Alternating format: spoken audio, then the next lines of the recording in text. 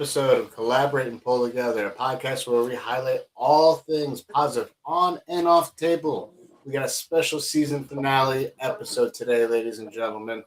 We have some of the biggest winners of some of the biggest events that happened this month, from all the way up north down to Arkansas, and we got later on will be joining us somebody who was destroying it in Canada, and none other than Steve Fernandez as well will be joining us. But gentlemen that are on the screen, you guys were all victors this weekend. Thank you so much for joining me. Yes, the rock stars, the reason why I do this show. Yeah, man. Thanks, man. Thanks for having me. I'm happy to have each and every one of you. So, we got Victor Clearwater. For those who don't know who's on the screen, we got Victor Clearwater on the screen right next to me. Right below me is Logan Bittinger. And then to his side is going to be Kevin Nelson. Both Victor and Kevin had dominant, strong wins up at near Tri-State, Test Your Frame in Mahwah, New Jersey. And Logan took on none other than Jeremy Parker and came out with a win, with a complete comeback of the day, which I was completely thrilled about, and being able to witness it as close as I did. Good job, Logan. Yeah, that was really cool. Thank you. Good job to you guys as well. That was really cool. You're a beast. So I'm going to start with Clearwater. Victor, man. Yes, sir. You went up against James Rhodes Mason, right? Yeah. And he's got several years of experience. He does. And he's predominantly left-handed, but his right hand is no slouch. You had went against him right-handed, correct? Yeah, right-handed. So tell us a little bit about your match, your experience, and how things went. The match, honestly, I was nervous because I feel like compared to the other guys that I've had super matches with, was like the highest level competitor that I've gone against. I knew I was going to be stronger than him because I've seen his training videos, and he's very strong, but I knew physically I was going to be stronger than him. But his technique, I was worried that he was going to be able to pull something out of the bag that could catch my strength and put me in a weak spot. He did towards the end. He got my wrist towards the end, and I was able to just go sideways with it and finish it off. But it was tough. It was tough, and I give him a lot of credit. He was really strong. He had to come up in weight to meet me. He doesn't normally pull that heavy. I had to come down in weight too to meet him, so it was a happy medium. Yeah, man, I don't know. It's getting tougher each time, and that's what I'm here for. I'm not here for quick fun wins. I want to battle. I want that like thrill. I don't want to walk up to the table and know I'm gonna win. I need that adrenaline rush for sure, and he gave it to me. Man. Absolutely, it's that rush kind of gives you a little extra drive to push forward and leave it all on the table. Yeah. So, what was this end score for your match? Was it 3-0? 3-0, yeah. Wow, Sweet, nice, Yep. Clean sweep. Nice. So, Kevin, I'm going to go with you next. Kevin, you had a comeback as well. Right? Your end score, yes. You won your match, but your end score was what, 3-2? 3-1. 3-1, okay. I believe. Gotcha. So tell us a little bit about that match and who your opponent was. My opponent was Joe Yaros, and you pulled Joe. Yeah, he's a maniac, man. I love him. That's my boy. Yeah, he's a good guy. Yeah, I pulled him for a long time, but I had a super match in Atlantic City with Roger Learned, and he was the announcer, Joe. And while I'm pulling the super match with Roger, Joe's on when he should be announcing, he's rooting fucking Roger on. And it's fucking with my head. I'm like, why is this fucking guy? This guy's on the mic rooting this motherfucker on. And I'm like, it was driving me crazy. So I lost my match, so it pissed me off. But Joe must have smelled blood in the water, thinking I'm old, and said, call Nelson and said, I want to be his opponent. So I think that's where that came out. Nice, man. And then my first match with him, I was, how sometimes you're stupid. Like sometimes I'm stupid in my first match. I don't, like you're trying to make decisions, and then you're making decisions. What should I do? This? Should I do this? Should I do this? And then go. And I was caught in a bad position. So he won the first match. Gotcha. And then I adjusted, and I was able to take him, but he pulled me hard. He beat me in the tournament later because I'm getting old. You're only as old as you feel, right? I had to wait around all day. I'm like, fuck, it's getting past my bedtime. Yeah. I pulled. I had nothing. Right? I pulled you in the tournament too. I had nothing and I had nothing left when it came to the tournament. Right, it was nothing. I had nothing by the end of the day. So he was able to capitalize on that, and he took first, and I took second. But that's always the problem about pulling a tournament after a super match. You have that adrenaline dump. Bouncing back from that, it's always challenging. And I feel like the older, I'm 39. I'm not that old, but I'm old enough to know that I don't bounce back as quickly. You got some spring chicken. You got spring chicken on the screen right here. He can probably pull for days, weeks, and months if you wanted to. So before we move on to Logan, real quick, Victor, how long have you been actually pulling for? About 1.5 years. New York State's was my 1 year mark. Nice. Kevin. So, good. How about you? I guess I think I've been saying 30 years forever, but damn, I'm trying to think. It's got to be like 30 years by now. Okay. I've been pulling forever. Hold on, I don't mean to interject, but I have a question. So when I brought this up on the one podcast with Mason, I was like, well, you got a lot of experience. And he said, well, when was the first time you arm wrestled? It was like middle school, right? So do you guys count that like lunchroom table time? Does that count towards your? No, I'm talking about, I'm just talking regular about, table arm wrestling. Yes. Yeah, regular on an arm wrestling table. Actually Okay. learning technique, and that's my start time of arm wrestling, because my first tournament had nothing to do with me being actually trained up in any way or form, and I don't count that as my first tournament really, because I was not trained. I didn't know anything about the sport of arm wrestling. It wasn't against actual arm wrestlers. It was just more of a fun thing at a Renaissance fair, so I don't even count that as like the start of my first time arm wrestling. I didn't know what I was doing. See this? I won this on the top of the World Trade Center. Nice. That's how long I've been doing That's it. cool. That's a cool ass award too. Yeah, that's really cool. Big piece of memento right there. So yeah, it is. Now Logan, my friend Logan. I was standing there. Let me just tell everyone a little something about this man, Logan. He comes up to me. So I'm his corner man, right? I'm helping him out. He comes up to me. He's okay, this is what I need from you. I need you to slap me on my shoulders. I need you to have my salts ready to go. And it's like, okay. I go to slap him. He looks at me like I must have like ran over his dog or something. Like, I need it harder, man. I was like, oh shit, okay. And I kept going until I was like, okay, that's good. Like, I thought I was gonna leave like bruises on the man's shoulders, but this dude is built different. But go ahead, man. Tell us a little bit about your match. I mean, everybody's seen it. It's all over the place now.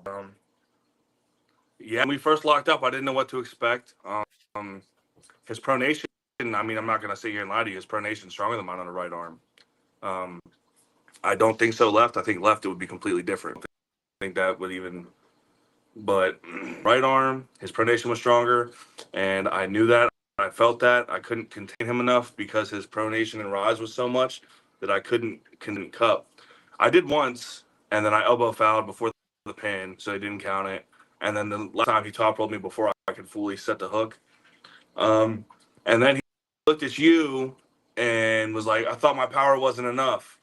And that's when I was like, all right, mother, bet. You know, so you talk to my man Dan like that, and he was sticking up for me. I was like, oh. But I was like, talk about timing. I was Getting like, hyped up I was already. like, bet. And that's when I locked in. I think I executed the most perfect, beautiful open arm top roll I've ever seen in my life. I mean, it was like chef's kiss, dude. Because it was a slip, but then when I seen that I had that advantage, I walked him, grabbed on, and then just went to top roll, and he let go. If he would not have let go, that would have went straight to the pin pad. I promise you.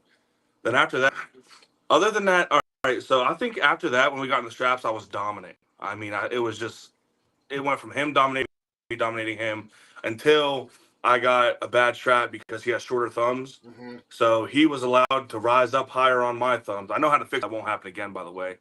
Shout out Saray Brown. But anyway, he was just too high on my knuckle, and I had to dump her thumbs, so I couldn't really get on there enough. And then that's why I dropped and said I couldn't fully pronate through his hand because he was up higher than me. So I got there, waited out, and then he got me into a press.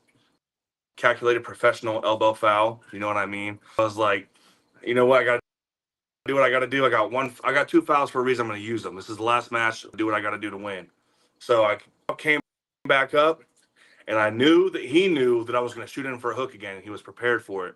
So I said, sitting there, I was like, what can I do right here, right now? Flop press was in my mind, but I don't like doing that unless I'm like fully committed. I said I couldn't shoot in for the hook again, or I could try to high hook. But I was like, you know what? He's tired. We've had a war. He thinks I'm going to shoot him for a hook. So I just went straight side pressure and just blast him fast, too. Fast. And, I mean, that was it. I just had to adjust. You know, I had to adjust. I had to adapt, and I'll say I did. another shout out to Saray because he was so helpful. The things that I was not necessarily registering or seeing, he was like actually talking to his wife who's on stage with me with On her the phone. camera. And no, not even on the phone. Guess what? That woman knows how to read lips. So big shout out to Chantel and her. Yep, he was talking. She was reading. I kid you not. I'm like, because she was recording you on her phone, and she was watching him talk. She was watching him talk, and I was watching it. And then I looked at her and she was saying things as I was thinking it. And I'm like, what is going on here? And I'm looking over at Saray. I see Saray talking about it. Clutch. And like, talk about the best set of corner people. Like you got set up with a gift from God, in my opinion, because that really did help out tremendously. I think that was a cool experience to be a part of, and you know, I was very proud. You carried the Northeast that day because my match. You had to. My match did not go the way I planned it to go. I lost. He won in a very dominant fashion. He came in more prepared. I fought the wrong lane, trained up the wrong lane, and you live and you learn, right? The coolest thing is I got the opportunity to get on the stage with him and on the Monster Factory nonetheless. You know, it was a really cool experience getting to connect with all the different athletes, you know, meeting up with people who I've seen before or meeting up with some new people that I've never seen before, making strong connections. And it was cool. It was a cool, amazing experience.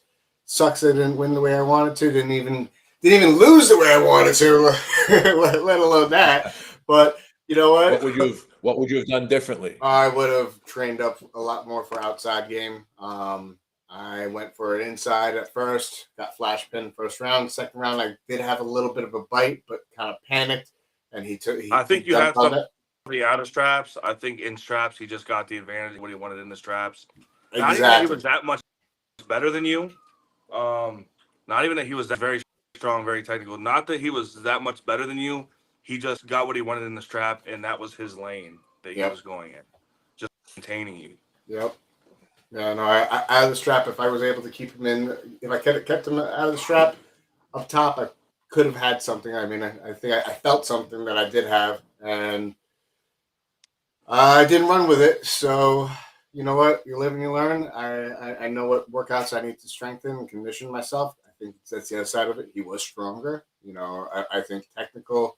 I'm right there. I just need to get much stronger to be on the same capability as him. Oh, we lost Logan. He's gone. But but overall, the events this weekend were fire. Beyond your own matches over at New York Tri-State, Test Your Frame, what was any other standout matches that you guys got to witness? Well, what I was impressed with, there was a lot of newbies there. There was a lot of young guys there that were trying it for the first time, and I got to pull side table pull with them just to feel them out, and there was a lot. I was impressed by their knowledge and of the game and what how strong they felt. So that was my take from that. A lot of respectful young guys there. It was really good. Awesome. I don't know about you, but the match that I got really excited for, Caleb beat Patrick Weeks. He came back and beat Patrick Weeks, and that was awesome, man. The place exploded, and he was really happy. I was really happy for him because he was the underdog. And other than my match, I thought that was my other favorite match. I thought that was really cool. To your point, the young guys are coming up big time. We had a young guy opening match for the Monster Factory, Gray Prokopoki. I can't pronounce his last name, but he looked so dominant. He was only 17. He's only 17 years old, and he's a freaking bulldog. So for 198, the entire class is filled with youngsters. These guys are really coming into their own. Look out for all the 198 guys because you guys are gonna be in trouble for the youngsters. There's Adrian. I don't know his last name. His name's Adrian.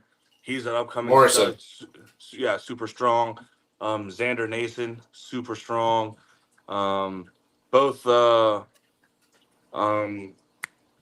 boys, super strong. They're not 198, but dude, there's a lot that are coming up really young in the sport, and they're just outstanding.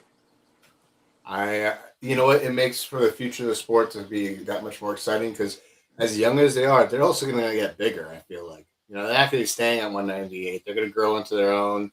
So it's going to be we're really looking at I wouldn't call them future super heavies per se, but they're definitely going to be in the heavier classes.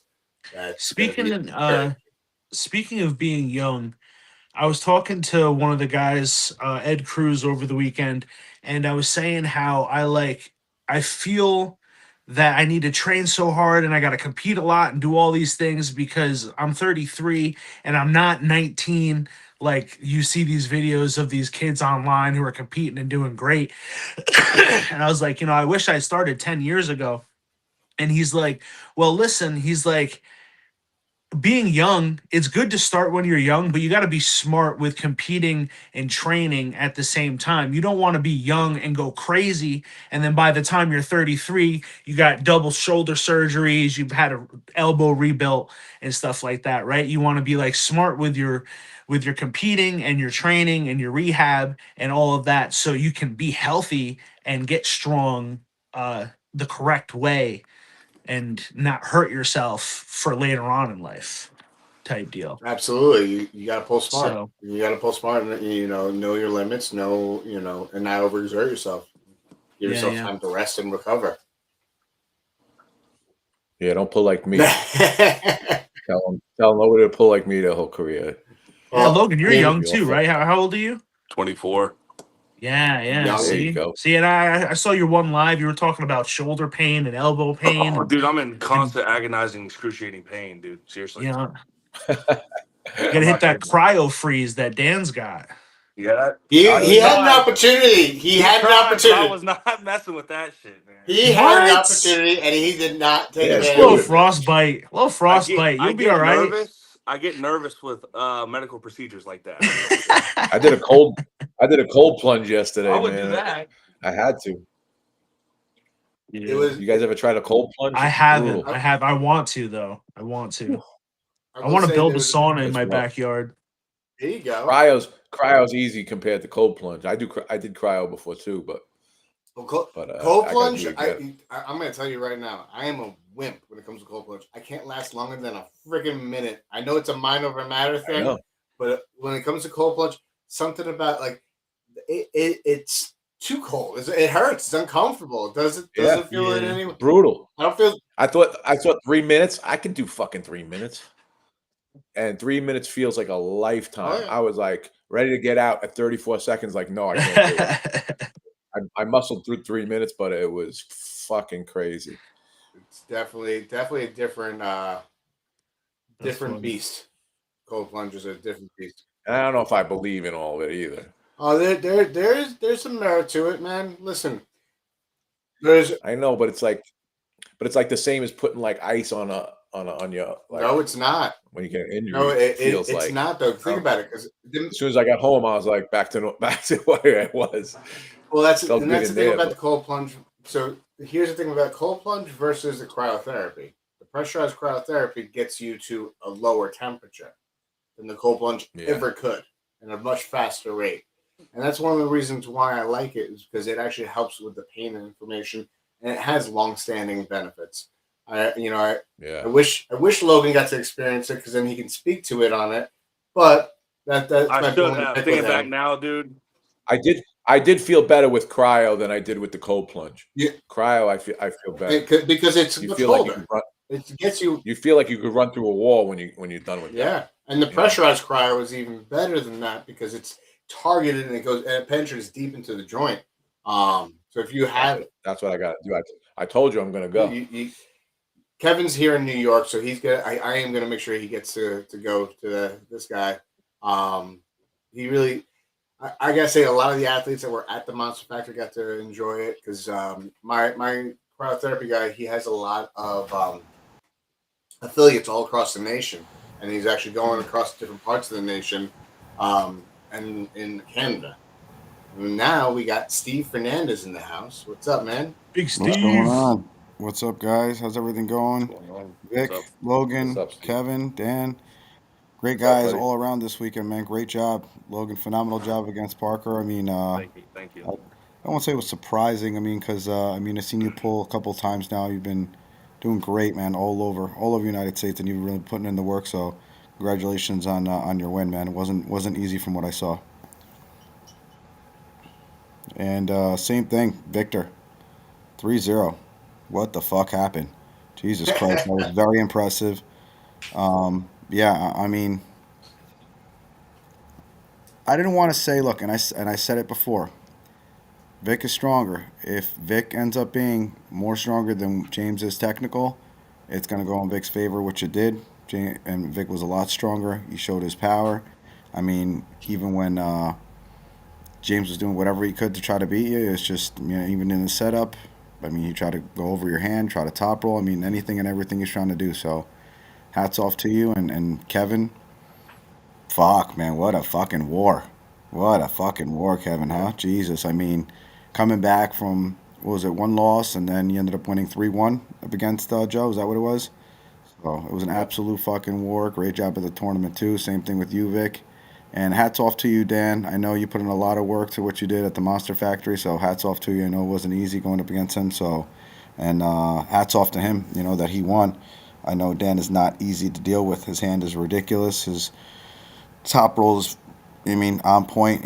Top the 176 guys there, and Hook is, he's been getting better and better. So Houston, hats off to you. Wasn't an easy win, I know that, but yeah, guys, congratulations all around. Everybody did a fantastic job. Honestly, and I can't wait for the next one. Logan, I know you got a lot of good things coming your way. I know you pretty much got probably a couple different super matches set up. You and me spoke a couple different times. We tried to get you a couple different matches, and guys didn't want to pull you. So I don't know why. I kind of have an idea why, but I don't want to say why. Really. Listen, I want to say on the record that me now versus me even 3 months ago, and I've noticed. So I kind of sit back every once in a while, and I like to kind of, what's the word? I can't think of it. I like to sit back and just like think of what I could do to better myself and self reflect. And I was like, I haven't really been training hard. I've been going to these college campuses, trying to get followers, picking up women, like doing this and that. And it like I'm still strong, very strong, but I could be so much stronger. So it's just watch what happens in the next few months because I'm really locking in. I'm really gonna start actually training hard, and I'm gonna transform. That's all I can say on that. It's just gonna get crazy. So Nice, man. Can't wait to see it. gotta Victor, take I it know you're serious. on that climb, Victor, too. You're hungry as can be. And honestly, at this point, I almost want to ask you who you want because you asked for James. I thought that was a big plate, something for you to come on. But obviously, you thought you can handle it, which you did, you know, in the best of ways, honestly. So I almost want to ask you who you want next. Um, Honestly, I'd have to sit and think about it for a little bit and look at I want my next match to be in the 220s again. So I want to look at the 220-pound arm wrestlers and see who I think I would have a good shot against. And bring it up to you, see what you think. Um, but that's probably not going to happen until February when your next event happens. Yeah, So I got some time. I want to do some training, eat healthy, get down there without crashing type deal, and build up for it. So I don't really know yet, man. I haven't thought about it too much. I actually have a couple ideas, but we'll talk afterwards, and you tell me what you think, okay? And tell me if you're able to handle them or not. But I have a couple of ideas I think would be good. Okay. Yeah. Yeah. Kevin, man, fuck, dude. Great job at the tournament. Great job. I mean, all around. I mean, you surprised a lot of people. A lot of people were counting you 100% of winning. I thought it was a little bit of a war with Joe.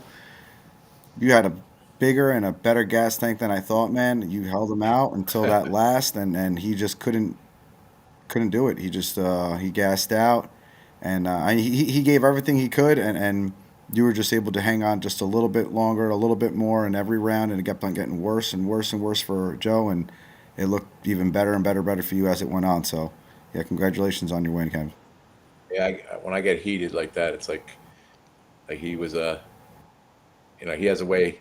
I love the guy, but he can get under your skin a Hell little bit. yeah. So He's the biggest shit talker Just I a little know. bit. yeah, Biggest shit talker I yeah. know. I love him to When I death. get heated, and it was the first time I tried a mouthpiece. So pissing me off, and I was biting down hard on that fucking mouthpiece because I was pissed. And What do you and think? I mean, did the mouthpiece work? Was it good for you or? you know what? I kind of like it. I Yeah, I use never. one too, man. I started doing Yeah, it you guys like like that? Because Hell yeah. I it felt I awkward never for tried me. it my whole life, so I've been trying it deadlifting, and I've been trying it lifting, Yeah. It makes you at least 3% I stronger. I'm like telling the you. results. Okay. Yeah. I So I I tried it. started with it in the strongman, and I brought it over. I saw other people using it. I don't want to, like, you know what I'm saying, but it definitely Yeah, helps. It definitely You guys helps. got any yeah. I didn't brand realize it was about arm recommendations? wrestling, but It fully makes connects sense. your whole body. You can The bite one down, you Brian can go Yeah, Shaw harder. has, I can't think of the name of it. The one Brian Shaw sells. Okay. yeah. I think that's the one I That's the got. one that I have All too. right. That I one's think I might I'll get give one you because guys. I do a lot of grinding, man. When I bite down like a motherfucker, so I think I might get one. My yeah. teeth would hurt after my Try it, man, matches. because you could really bite down on it while you're going. And I never thought about it for arm wrestling, but yeah, Armwave, I feel Airwave like is the best brand. Is that what you got? Airwave or Wave? Yeah. I forget the one I have. Yeah. I think it's the 6 because it's the 6D. Okay. Yeah, something No, like that. Yeah, Airwave's a different brand. one that's all over the Brian fucking Shaw's is all over. 6D something or another. I can't remember. Definitely look But what did into you it. guys did you SDS. guys have any surprises from your matches from before? Like, let me ask you, Logan. I mean, this was the first time that you have ever pulled Jeremy, correct? Yep. So, I mean, did anything surprise you? Did you think I heard you guys were both not feeling too well? I mean, did that affect you think Jeremy a little bit? Did it affect you? How did everything happen? Um, I don't know, man. I can't speak for him. I mean, I was sick as a dog for like a week. I was shitting my brains out. Like, I have legitimate videos of me using the bathroom. It's not like I was pissing out my ass, but I couldn't eat. Whole body I was don't think we achy. want to hear that shit. I was fatigued. I was like, dude, I was just. But I mean, at the end of the day, it is what the fuck it is. Like, I committed to a match, so I'm gonna fucking be there, whether I'm sick or not. So I started pounding down electrolytes, forcing myself to eat, and I just stayed strong. Um, I think if anybody can, if anybody looks hard enough, they can find an excuse. I'm not a fan of it, but I can't speak for him, but dude, I don't think mine affected me because I handled it correctly. Good. Was it was it harder than you thought? Was it easier than you thought? I mean, it looked like you guys went into a war, 3-2. You Um, got out of it after he won 2. Is that correct? yeah, yep. So the first win he got was on fouls. I pinned him actually, and then my elbow slipped off when I pinned him. I believe it was the first round. Yep. Yeah. But I mean his the only he's strong. Don't get me wrong. The only thing I think his right is stronger than me on is his pronation, and then his rise. But his pronation was hard to handle outside of the strap that you've seen. So when I got connected, though, I was pretty dominant. Besides that one, I don't even know. We pulled. I feel like there were so many fucking matches between us. I can't even name which one it was. But the one where I dropped down and he went to press and then I fouled. Now I got a bad setup in that one. But I think I felt pretty comfortable in the strap every other time. Like every other time. But I live in the strap. You know what I mean? So plus I'm out competing all the time. Yeah. So I have that experience. I have that manipulation. I have the live scenario ready goes. You know what I mean? So Yeah, I do see him training a lot. I don't see him out in tournaments a lot. So, No, but he which doesn't look, have as much that doesn't mean mileage. I don't know if he goes as much as because I don't see him, so I don't know if he goes or not. So I don't want to say anything. But as far as it goes, as far as Logan goes, and as far as Jeremy goes, I've seen Logan. How many times have we seen each other, Logan, on how many different tournaments? You know what I mean? so many. And and you live where, Logan? Western Maryland, You live in Maryland. I live in New York. You know what I mean? So but I'm on the I know opposite he side of lives Maryland. further. I know he lives much further. You know what I mean? So he's got Yeah. other tournaments around there. I just don't see him as much as busy as you are. You know what I mean? So maybe that takes a little bit of factor that you have a little bit more, I'd say, tournament experience that's going on. But I don't want to I'm say in the anything. field. Yeah, No, that is the fact of the matter because Jeremy even said it himself. He doesn't have as much tournament experience, but he does. What he does have, and what he did have It's one of available the to him, best is arm wrestling gyms in the world. yeah, he had Monster Michael Todd to train with. right. While you may not have, but listen, I don't care how many trainers you have. If you don't have the actual real life experience in the match, it's not going. It doesn't matter how trained up, how strong, how what your gym numbers are. If you don't have that ready go explosive experience, get caught sleeping on the go. You're a fish out of water. Yeah, Yours truly is a perfect testament of that. yeah. I don't think I'm nearly as strong as him, but I think his experience definitely showed that day because he hit exactly what he needed to block off any and every lane that I could get to. Is there anybody else that you're looking for to go up against now, Logan? That people are looking at you a little bit more, um, with all your wins that's going on. I know you just had a loss up against Wayne Withers. I mean, Wayne's an absolute monster. he's an So I elite. mean, Like I said, I definitely could have trained more up to it. I still trained. Don't get me wrong. I still worked my ass off, but I always could have went harder. But I was too lost in the sauce trying to go to these college campuses and make videos and go and pulling all these people that weren't even arm wrestlers. So that was a huge mistake. I don't think much would have changed with Wayne yet. It was the WAL rules. He just, I mean, that's what he pulls in. That's what I had to agree to pull with him. But I'm gonna really lock in this right arm and train as much as I do my left. But I just called out John Creekmore. He's ducking me. He's ducking me bad, bad. I want that number 13 ranking, and he just won't. I tagged him on Facebook, talk shit. I messaged him. I said, "There's money up," because the promoter. You're probably familiar with Alan Vaughn. yeah, He's trying to arrange something. He's putting money up. He opened my messages, accept my friend request, but he won't answer me. Dude, I want that rank bad. okay. So you're already out for somebody. So and that's going to be a right hand match or left hand match? Left hand. He's ranked number 13 in North America. Left hand in the hook. Okay, Okay, let's nice. go. So I tried that. That didn't work. So I'm There's some stuff in the talks, nothing confirmed yet, but I might be pulling Trevin Work. All right, good shit. So you got But stuff in yeah, the works, right? yeah, I'm going. Yeah. I want rankings. That's what I'm out for right now. Are you going to East First West this upcoming, not this upcoming weekend, but the next weekend? I would say go, Logan. Yeah, Logan, you gotta go, I bro. would say go, Logan. I mean, if you can go, if you want to be on that big stage where people can see you, so you can make a statement, you know where to be at. That's where you gotta be, man. I always see it every East First West.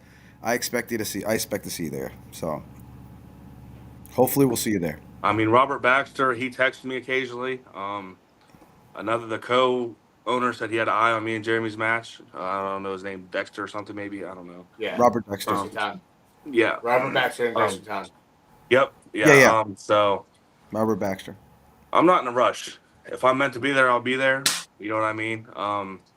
I don't want. Obviously, I think I'm very good right now. I'm getting more technical each time. I'm getting stronger, but I know there's levels. I'm not naive. You know what I mean? I know there's levels.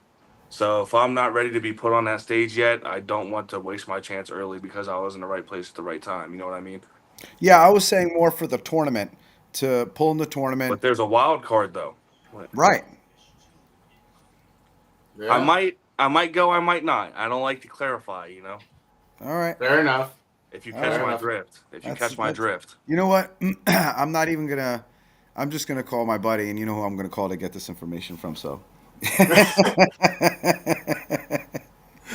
I might or I might not. I don't like to expose my plans because I don't want people. Don't expose anything. I'm just gonna call James. He's gonna tell me. Don't worry about it. Don't worry about it.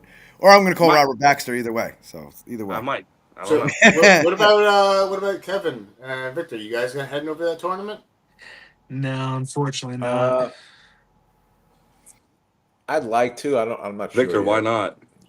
I'm going to Vegas this week to celebrate a bachelor party with a buddy of mine, and That money's gone. That money's gonna be gone. my wife. You can't go to Atlantic City right after. Either. My wife would like me around for a little bit throughout the rest of December, so I'm kind of gonna relax on competing. I'm still gonna train. I go to the gym twice a day, whether I want to or not. Unfortunately, I love going to the gym. It's like a mental thing now. I have to go. I'm there twice a day, whether I'm lifting weights or doing cardio. I'm just like, I'm there. It's just what I do. But I have to start spending some time at home too, so got to do that for the holidays. You gotta learn to mitigate.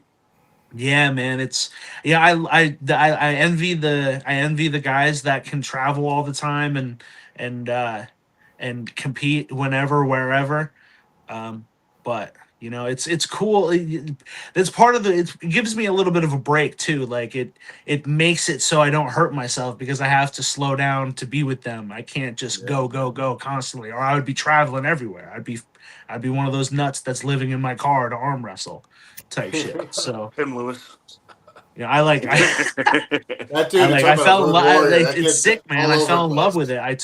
I took over Kraken Arms within like the first year of being in the club because things worked out that way. But I obsess over it. Like I told James in our one podcast, he was all I thought about. Like at work with my family, like I'm obsessed with it. Like I'm trying to be somebody in it. So I'm putting my everything in it.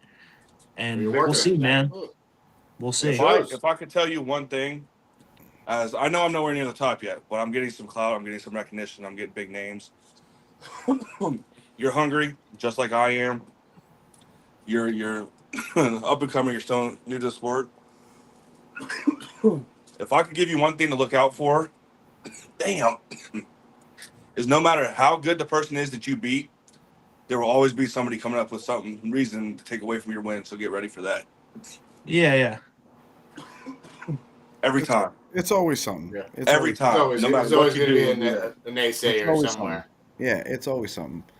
Yeah. But what was I gonna say, Victor?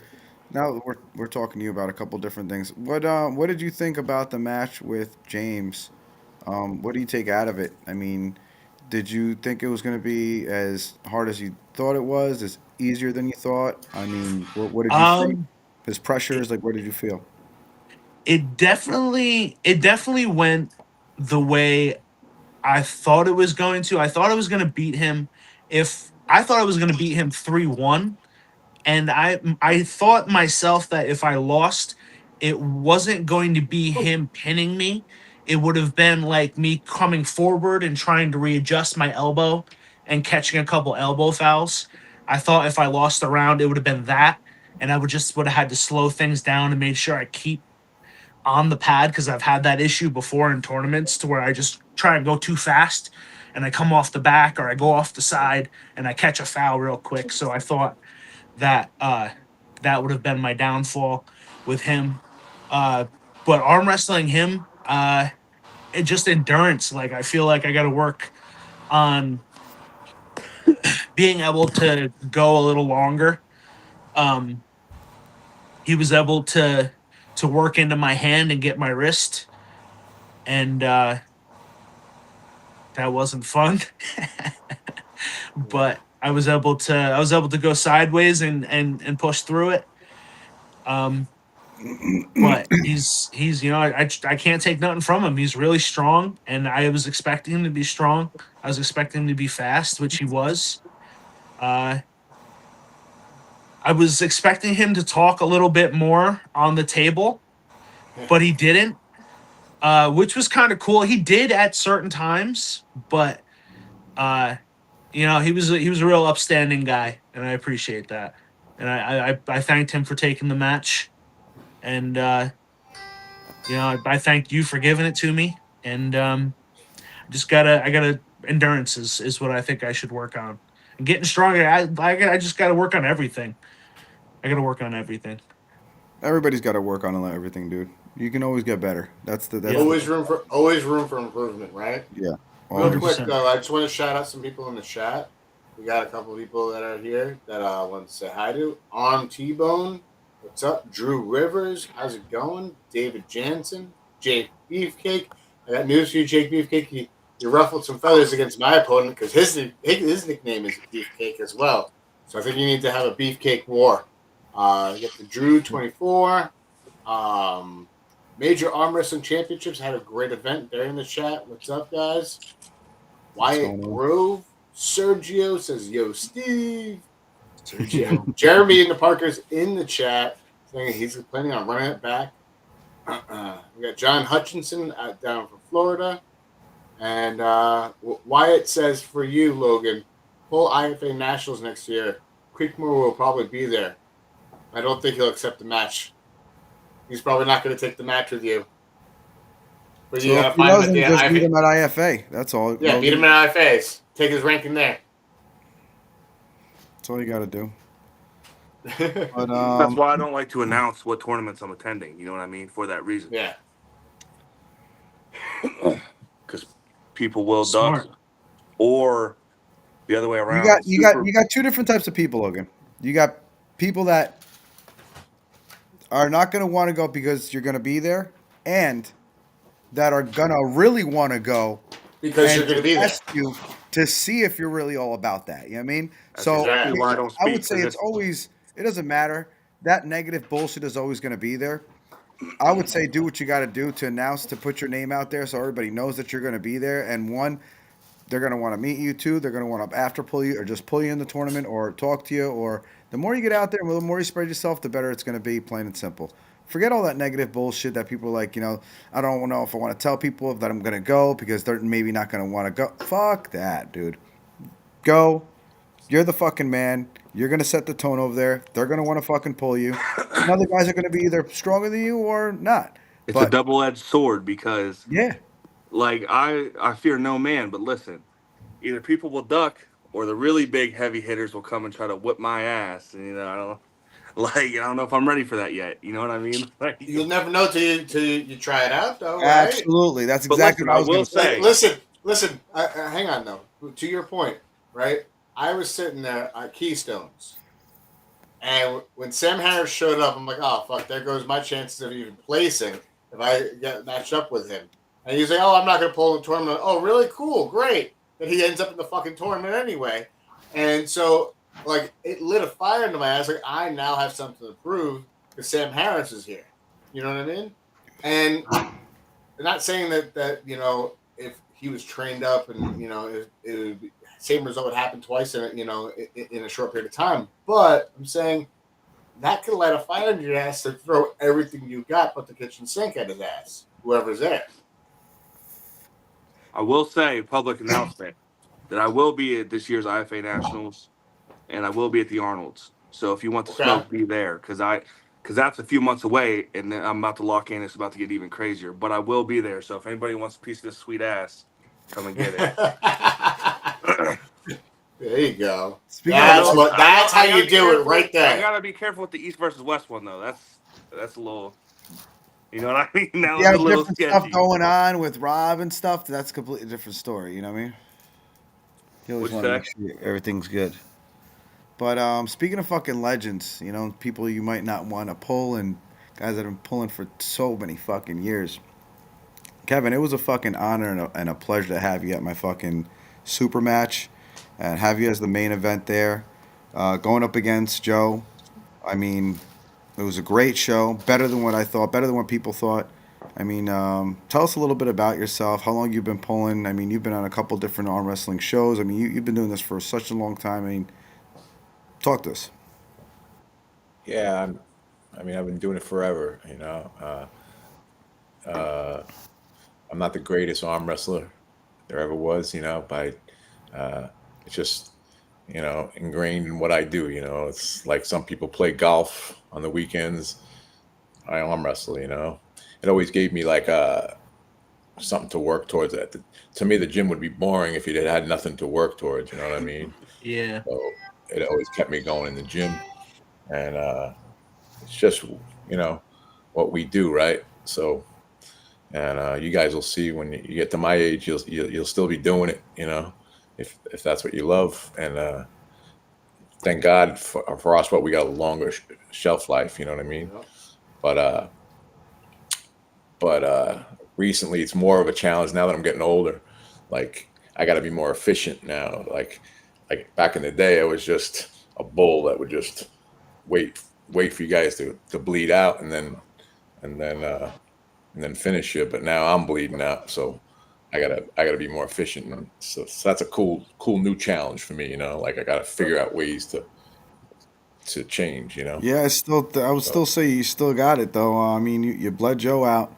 Joe's an absolute beast. Yeah, I mean, yeah, and yeah. I didn't know what was going to happen after that first round. I mean, but I mean, how long have you been pulling for, Kevin? Probably close to 30 years. It's probably like 20, 27, 28, something like that. Nice. And you were on a show. What show was that? Game of Arms, baby. Game of Arms, right? Yeah. Joe made a joke about it, like when we were there at your tournament, and he said somebody said Game of Arms or something, and he said, yeah, he was the fifth best arm wrestler on his team. And, Oh, that's savage. and I said, That's savage shit right and there. I said, I'm the only one in that whole cast still arm wrestling. Yeah. So, Ain't that some Yeah, shit? you are. Ain't that? Yeah, you are. you know what I mean? That's There's the nobody in truth that right whole there. from any of the cities. I don't Yep. think. Yeah. I think Dave Chafee and me are the only ones Yep. left. So That's the truth. it says a lot of how long I've been doing it. So That's I'll actually keep doing that's it. one of my first introductions to the sport was actually watching Game of Arms and finding out that there was guys right near my neighborhood. I was like, what? I can reach out to you guys and get to know, and you guys responded back to me and told me where to go, guided me. That's one of the things I love about sport because the sport's great like that. Yeah. you can reach out to these guys. You see them on TV, you find them on Facebook, you send them a message. They actually respond to you. Yeah, it's a different type of sport. It definitely is. Definitely one of the best sports out there. And how long did that show go for, Kevin? Was it how many episodes do you have? We got signed for a second season, and we filmed most of the second season, and then that's when AMC.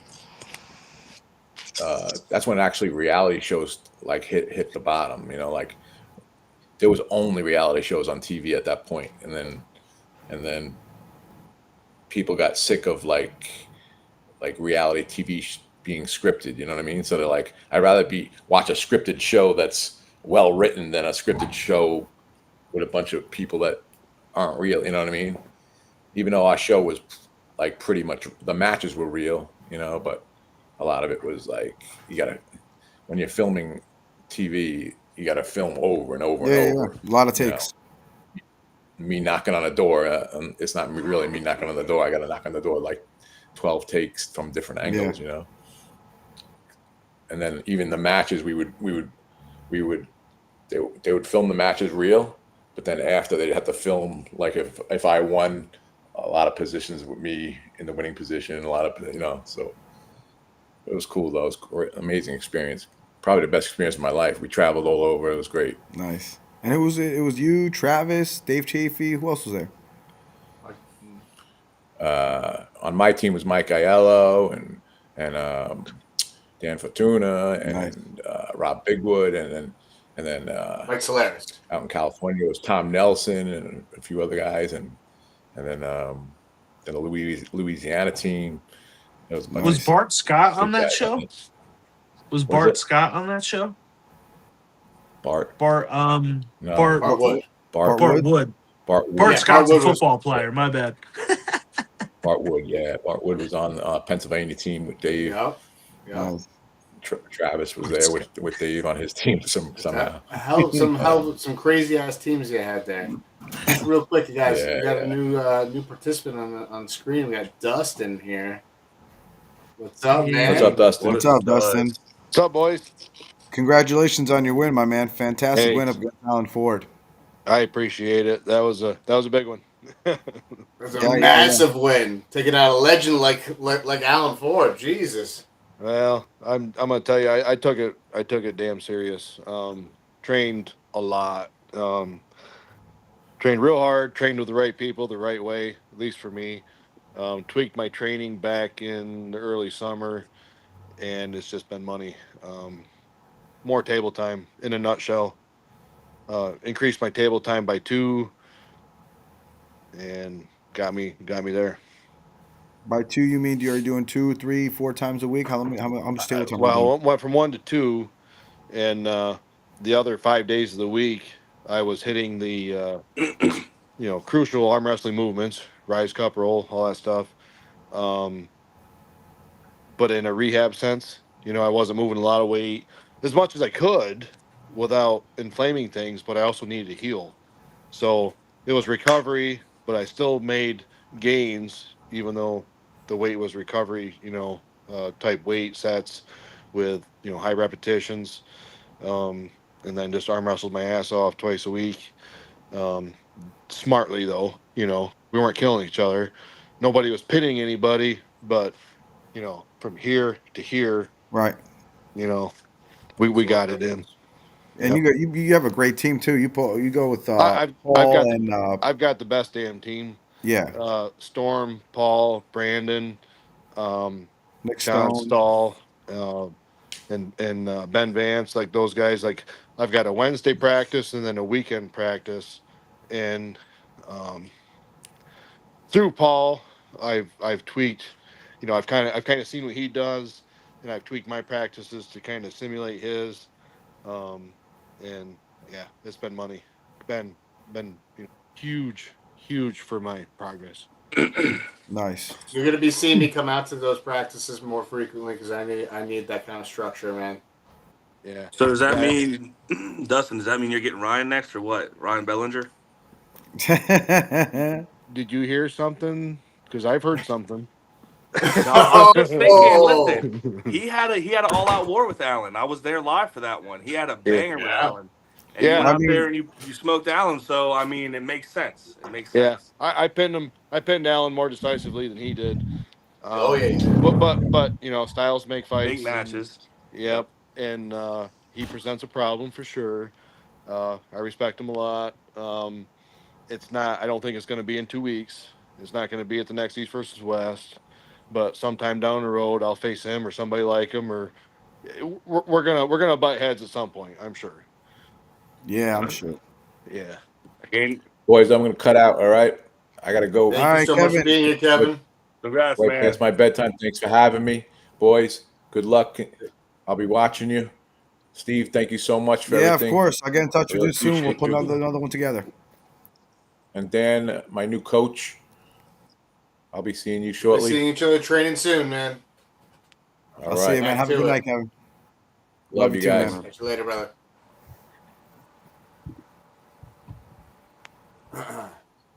Good man right there. Real good man. Yeah. Good energy. He actually only lives like 15, 20 minutes away from me. So that's somebody who I'm going to be training up with a little bit more regularly.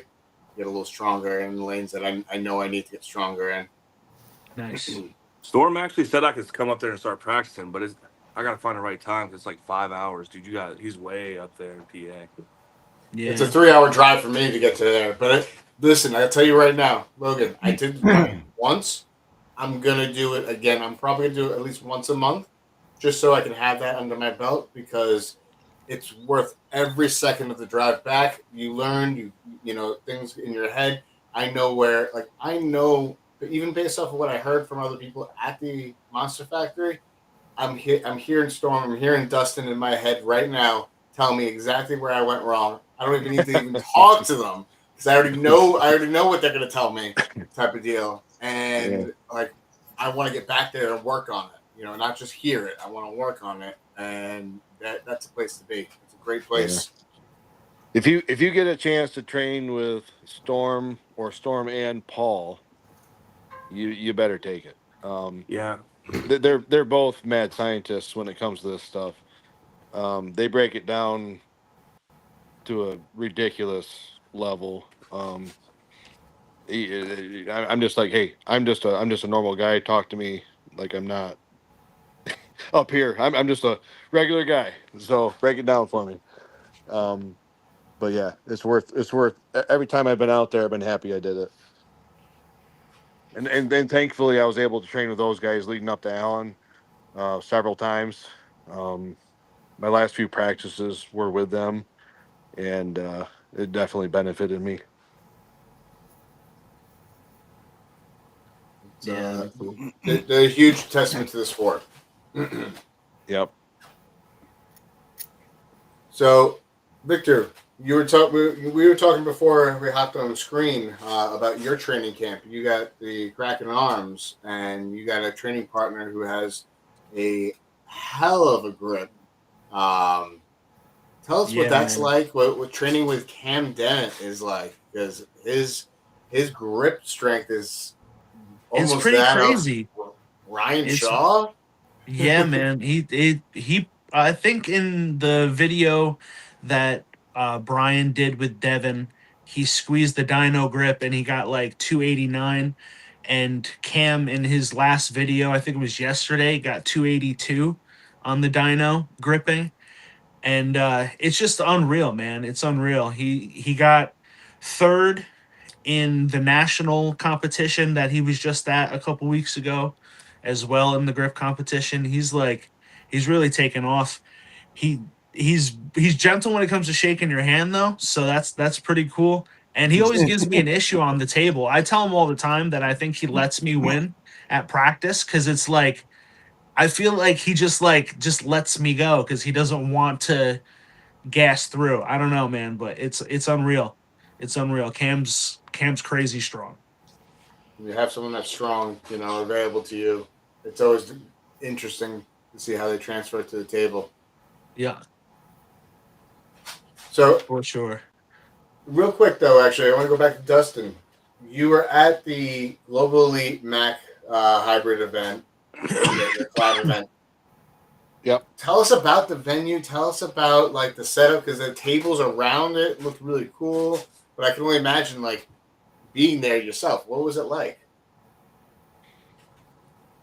Just given my opponent, I was out there. I was in the zone. The table itself was fine. I've never had a problem with MAC tables. I, I I had my a real short break-in period. Like I stressed out about it, but once I got on one, warmed up with somebody, that's all I needed to know. It doesn't change that much. Um, the venue itself was freaking amazing. Uh, Biggest stage I've ever been on. They did a crazy job with uh, the videography. Um, Audio was a little off at times, depending on where they went with it, but overall, great production, phenomenal production. Um, yeah, very happy to have been there, happy to have performed, and happy to have had a high level opponent. Do you get to keep that belt? I Didn't I you get don't I a don't ring? think so. I didn't have that discussion with anybody. It was my expectation that I don't keep it. I have to defend it to keep it. Um, I'm not getting comfy with it. Um, I think I'll have to defend it at the next event, from what I heard, whenever that is, in a few months. I don't know, but I'll be ready. Okay. Nice. I think they should have like two. They should have one that you win and you get to keep on like your shelf because you won the match, and then one that they take from you if you lose again. Yeah. Type. I'm not that sentimental, you know. I'll take a picture of me with it if I want it forever. Okay. But somebody's gonna have to take it off me if they want it, and There you so go. there's that. There you I go. like that. I like that a lot, man.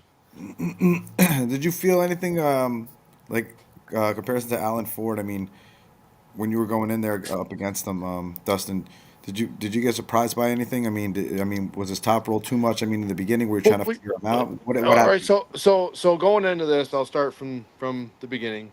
Um, when I first started watching arm wrestling, some of the first matches I watched was like Allen in Arm Wars and things like that.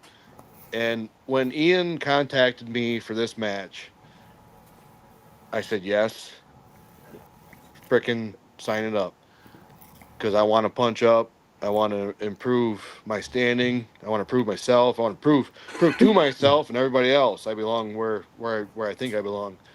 And then he sent me a screenshot of Alan accepting the match. I set my phone down and I said, "What the hell did I get myself into?" So and I was just like, I don't know. I mean, just from watching him from my introduction into the sport and knowing who he was and the level he performs at, and I'm always a realist. Um, I never pump myself up. If anything else, I bring myself down. But so I train my ass off. I trained my ass off for this match.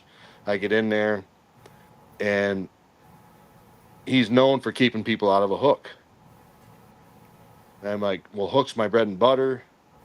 I'm not going to be able to just force it in there, you know, not even with a little lube on it. It was not gonna. I didn't figure it was gonna happen. So, I'm like, I need to come up with an alternate. I need to finesse it. I need to bring him down to me. I knew he'd have a longer lever, potentially better hand or at least better pronation. Did he? And so what you saw me do in the first round was my plan A, and it's something I worked on a lot, and it's something that's been working for me here recently. Um, it didn't pan out. Round two, like, okay, scratch that off the list. We're going to plan B. I'm just going to hook some bitch, and I just didn't commit hard enough. But if that pin pad was an inch lower, you would have saw me dig myself out of that. I promise you. I felt it. I looked at him. I smiled. I said that was close. He laughed at me. And I said, I'll see you in a minute. Come back to round three.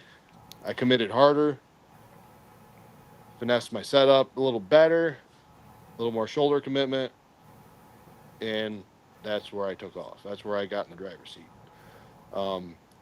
It could have been that from round one if I hadn't maybe got in my own head. And so I've got a little more confidence in my hook now, especially in the setup. So yeah, That's why round 1 and 2 looked the way it did. But sometimes it takes a minute to get to where you want to go. Oh yeah, definitely.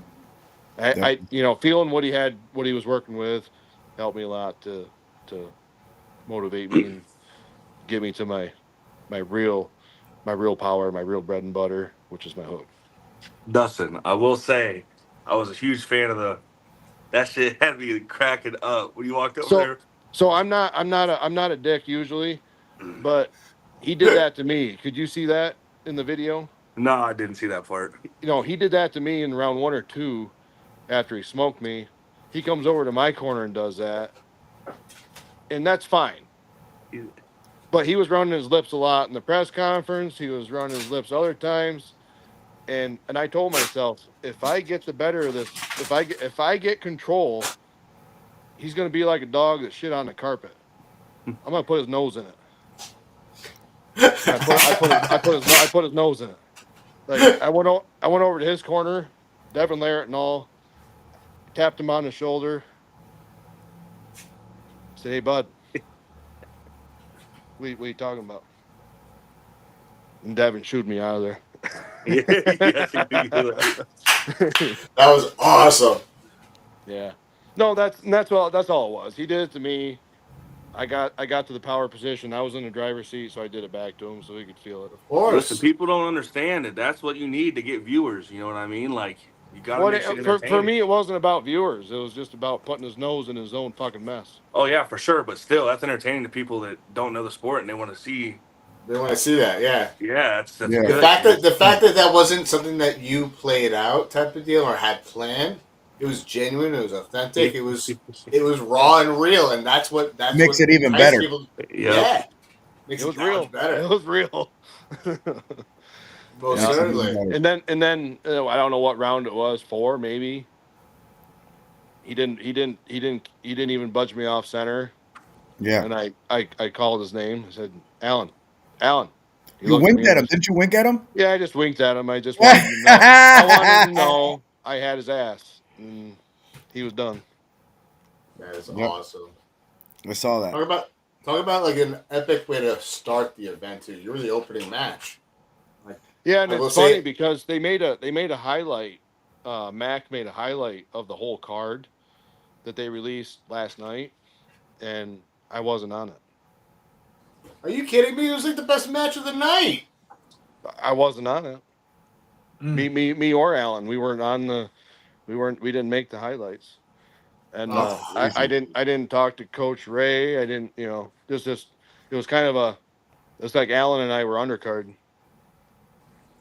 Damn. Crazy. But Tim and Milo were on there. Yeah. Well, Milo, he's got some pull, but. Yeah, I mean, but still, when you're talking about good matches, a good match. But you have like huge wins before, didn't you? Who did you pull that winter blast? That was my first winter blast ever. You just beat. Didn't you just beat Paul Passmore? That was at Connecticut States in the overall. Right.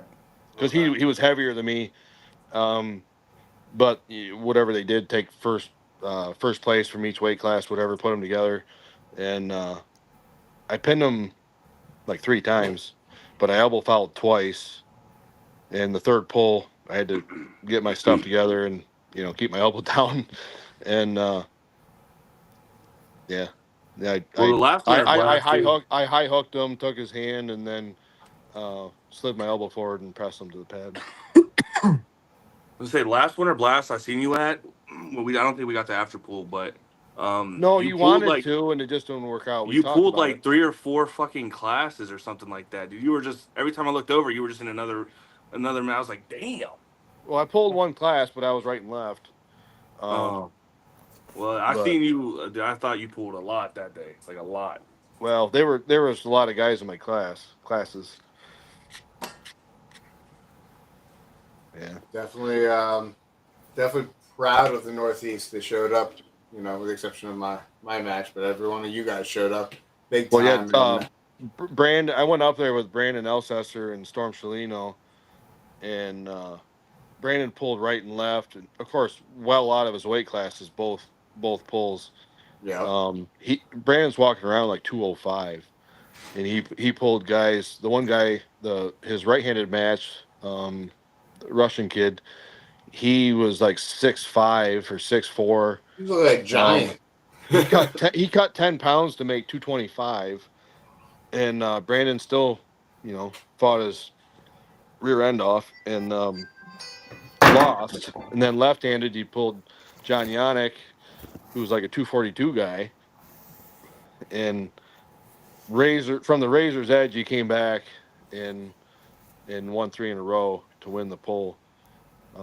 There's no quitting Brandon. And then Storm pulled Jamie Staken, who I pulled back in June in Picton, Ontario, and Storm smoked him round 1, lost round 2. He just got a little bit lax, just forgot a couple little things, and Jamie got the win. And then Storm realized what he'd done, and then cleaned it up around the next rounds. Yeah. You guys definitely did a great job. I enjoyed watching that one. All of you guys. It was fun. It was nerve-wracking, but it was a lot of fun. And it was very professional. They had us. It was like a fight. Not that I've fought, but it felt like that, where you're in the green room, they call it. You're like downstairs behind the stage. You're watching the other matches on the TV till you're called up to the stage, and they tell you when to walk out to the music, tell you when to leave. Like, it was very, very well orchestrated, and high quality, I thought. So I've been on some matches. I wonder, how was that? Was it like, were you worried you would? I feel like I overthink a lot. So I feel do like too. if I was ever in a situation where I had to walk out to a walkout song, like, would I make myself look awkward? Would I not walk fast enough? How was that though? Was that like even a worry or no? It was a worry, just because I'll screw up a wet dream. But and they told us, like, don't walk too fast. You don't want to overrun the camera guys because they're stepping backwards. And for me, when they call my name to the table, I'm ready to do business. I want to get to the table, get chalk on my hand, put my elbow on the pad, and be ready. But you got to slow roll it for these things, and you got to step slow, and then pose at the right time. And I screwed it up a little bit, but it could have been worse. But I didn't notice. it was my first time, so.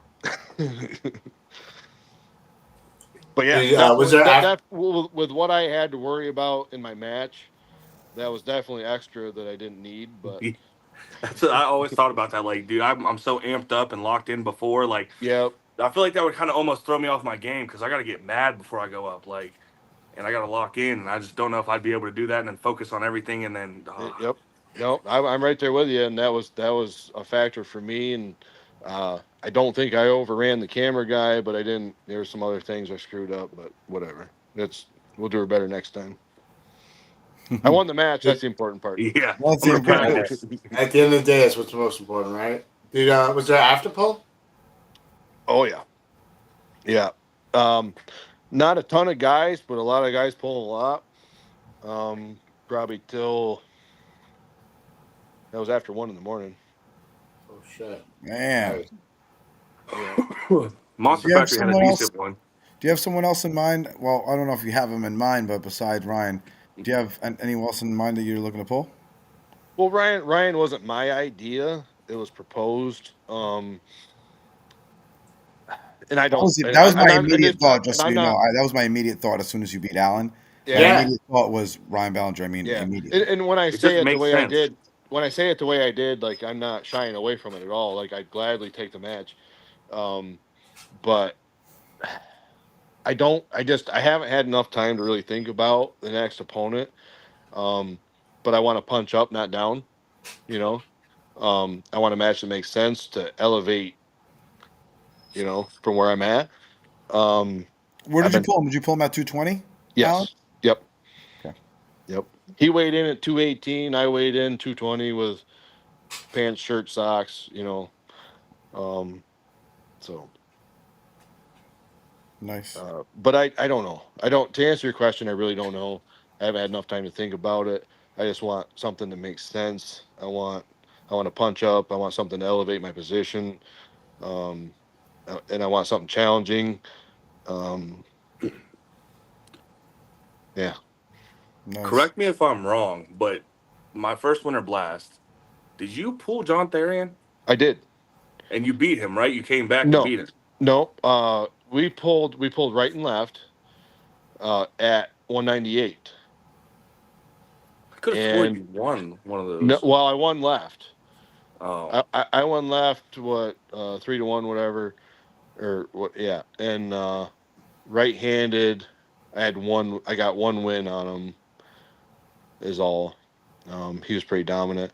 I beat him in the tournament bracket, right-handed.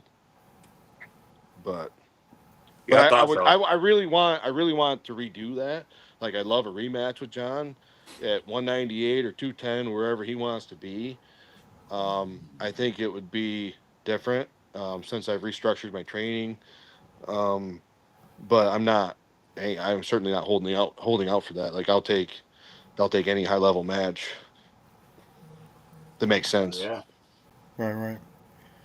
Speaking of John Tyrion, that match that he got wrecked on. I was impressed. I couldn't believe Violent's that. impressive. I could not believe that. I was watching it on the big screen, and that kid was just blowing through him. Like he just got cupped and just went sideways and just smashed. Very very impressive from that young man, and he's in his early 20s too. He's just gonna get nastier and nastier. So if you want a piece of that, get it now. Well, I Yeah. mean, he's got that matchup, I think, East versus West with Jason Merlot coming up. So I'm really Yeah. looking. I know there was a lot of criticism coming his way, like for the promoter and for the puller for Mhm. doing that close of an event back to back. But based on his performance, it looks like he didn't break a sweat at all. No, and the people that know him, they have high praise for him, but until you see it, you don't appreciate it. And I saw it, and I Yeah, was like, "What the heck is that?" yeah, yeah. Without a Yeah, doubt. stay away from me. My left you, isn't built like that. Mhm. you got to beat him before he gets really, really good, though. Okay? Because he's Yeah. gonna get bigger Well, too. and that's like the guy that Ilya that Brandon pulled right-handed. Get a piece of that now because he's 21. He's only going to get nastier and nastier from here. Yeah. He's just going to put meat on and get stronger and more experienced, and it's going to be bad. Like Logan on the screen right now. He's only 24 years old, Yeah, and Logan. that's why he's got a target on his back after this weekend. Well, Logan Logan's too. been had a Yeah, target on his back. This is yeah. true, but I think that target's just getting broader and broader each and every time he's out there. Yep. But it's good to have a target on your back because people look at you. Well, Yeah. yeah, and it keeps you training, keeps you Yep. motivated. Yep. Steve, I have an idea. I'll get with you after this podcast, but I have an idea.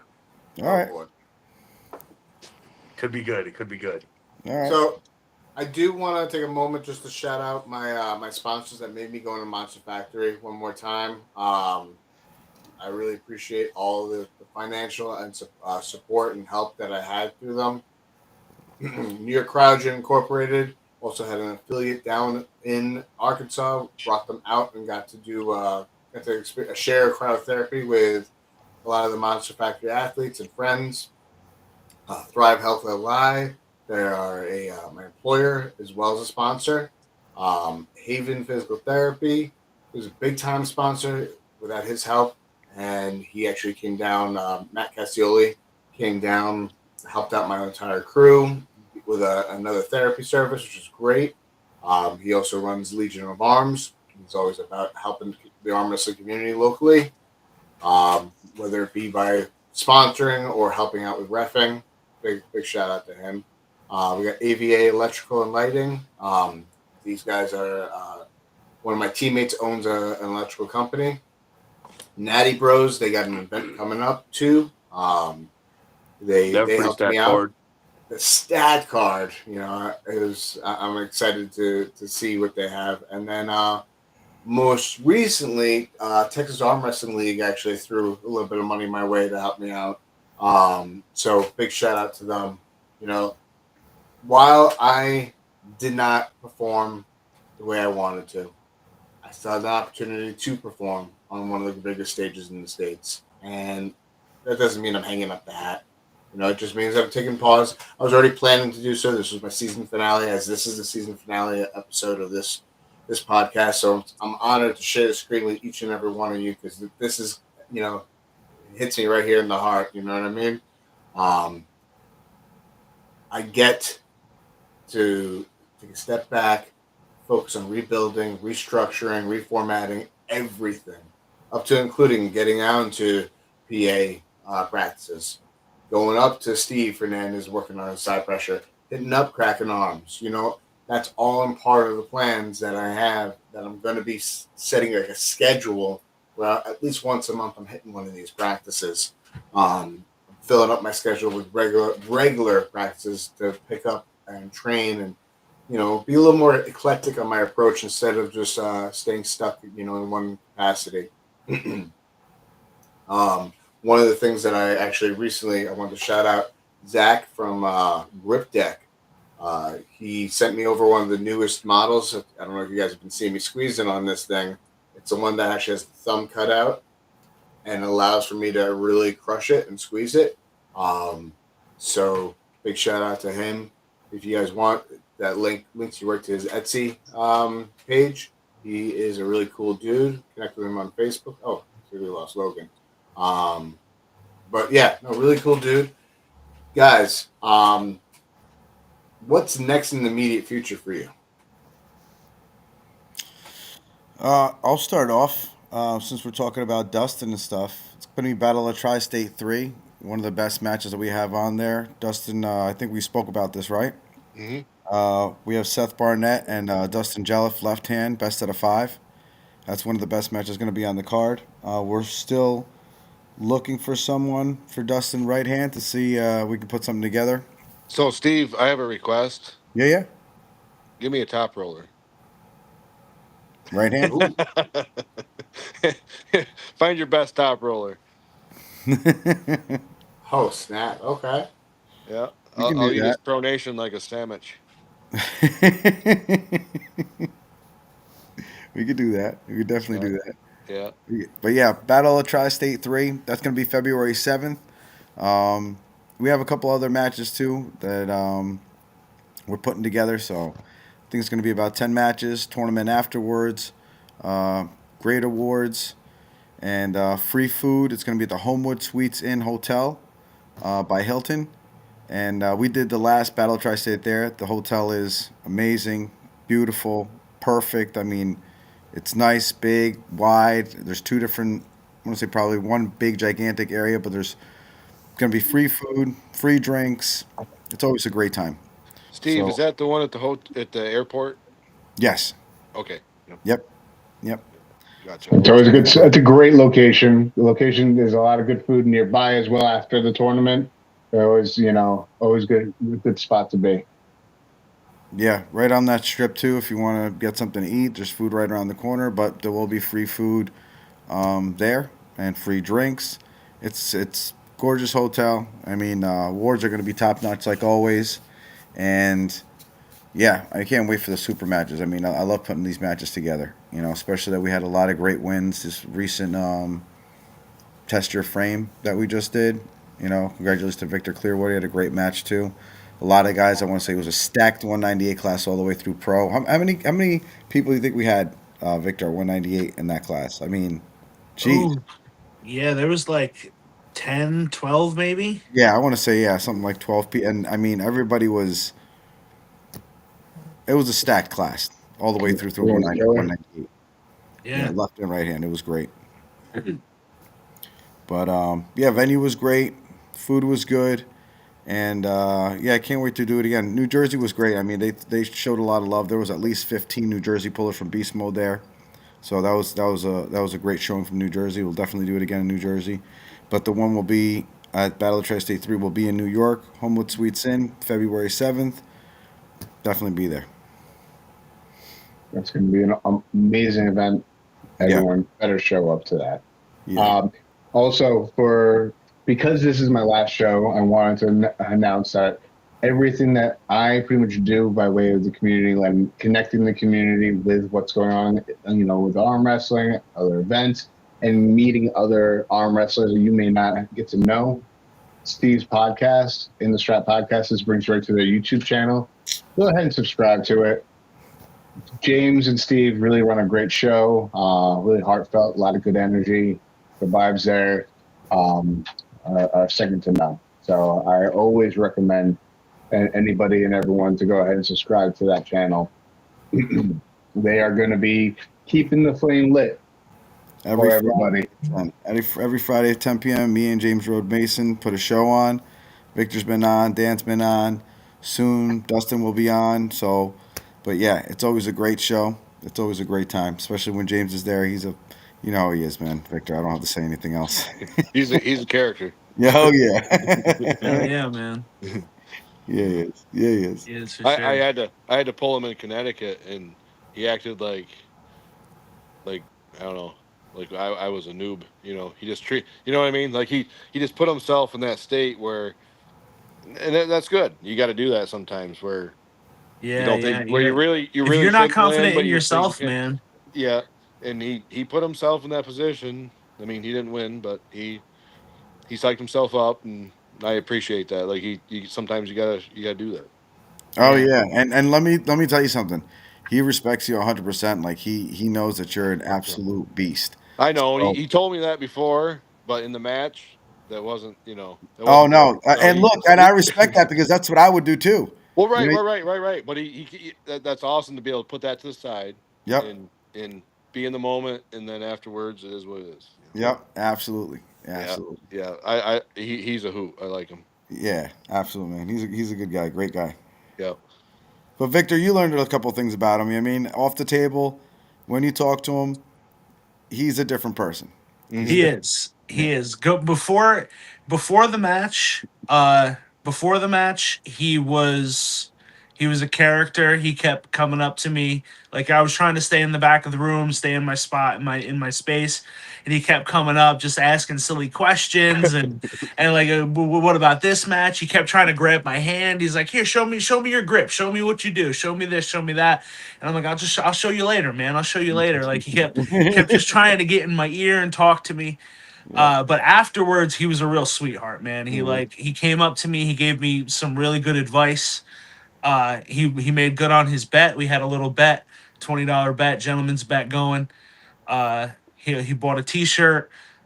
He wants some side pressure talk.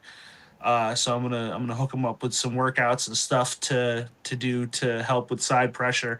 And I asked him what I could work on too, because nobody knows better than the person that you just arm wrestled, right? And Yeah. Yep. he's knowledgeable enough to where he can tell me, like, he can arm wrestle me and tell me different things. Like I like when people ask me what I do or like what they could do to do better, I don't know what to tell them. You know what I'm saying? Like when they tell me and they ask me what am I going to do to beat you, I'm going to go sideways because that's what I think it's called. You know what I'm saying? Like I don't know exactly what I'm doing. I'm just doing it. But he's really good at explaining things, and it's just rough when you got to go against him. When he's your opponent, he's not a nice person. And like he Would got you upset say- when he brought it up again afterwards. He's like, "See, you called me a bully." He's like, "I'm not a bully." But see, he's not a bully in like the everyday talking person sense. But when he's your opponent, he's a bully. And he may not like to hear that, but that's what it is. Like you're picking on me, you're telling me you're going to destroy me, and you're like, that's what a bully does, bro. Like I love you, but you're a bully. Would you call him a menace? Would you call him a menace? For sure. He's menacing for sure. For sure. Yeah, I was worried, man. I was worried. I'm not gonna lie. I didn't think it was gonna be easy, and it wasn't. And I'm glad for that. I didn't want it to be like three flash pins. And of course that would have been great. Like, of course everyone would like that, but like Yeah. that's not the reason I'm arm wrestling. Like No. I want competitive matches so that people look at you. Like I'm trying to get I'm posting my stuff constantly on all my social medias. Like if you don't post yourself, nobody else is gonna when you first start out at least. So you gotta Absolutely. push it, man. You got to push it. Self That's promotion. exactly what I'm Self doing. promotion is how you're going to get as many opportunities as you possibly can get. You know, and I'll tell you right now, I really do think beyond my one win with Sam Harris. You know, yeah, I've been doing all right, but I think my promotional side is what really gave me a space or earned me a space at the table at the Monster Factory, because I am shamelessly plugging in myself and posting a lot, and because I'm eager to watch the sport grow. You know, I'm growing with it. May not be growing at the same rate that I would like to be, but I'm growing nonetheless, and I'm not going to stop. I'm not going anywhere. Just because I'm taking a break and a little hiatus doesn't mean that the nightmare is done. This is not a goodbye. This is like, I'm going to see you later in a different fashion. You know. 100%. Yeah. Well, Dan, I can tell you, it's not always bad coming in as the unknown. I'm pretty sure I was the biggest upset of the whole card in Toronto. That's for the people that didn't know you.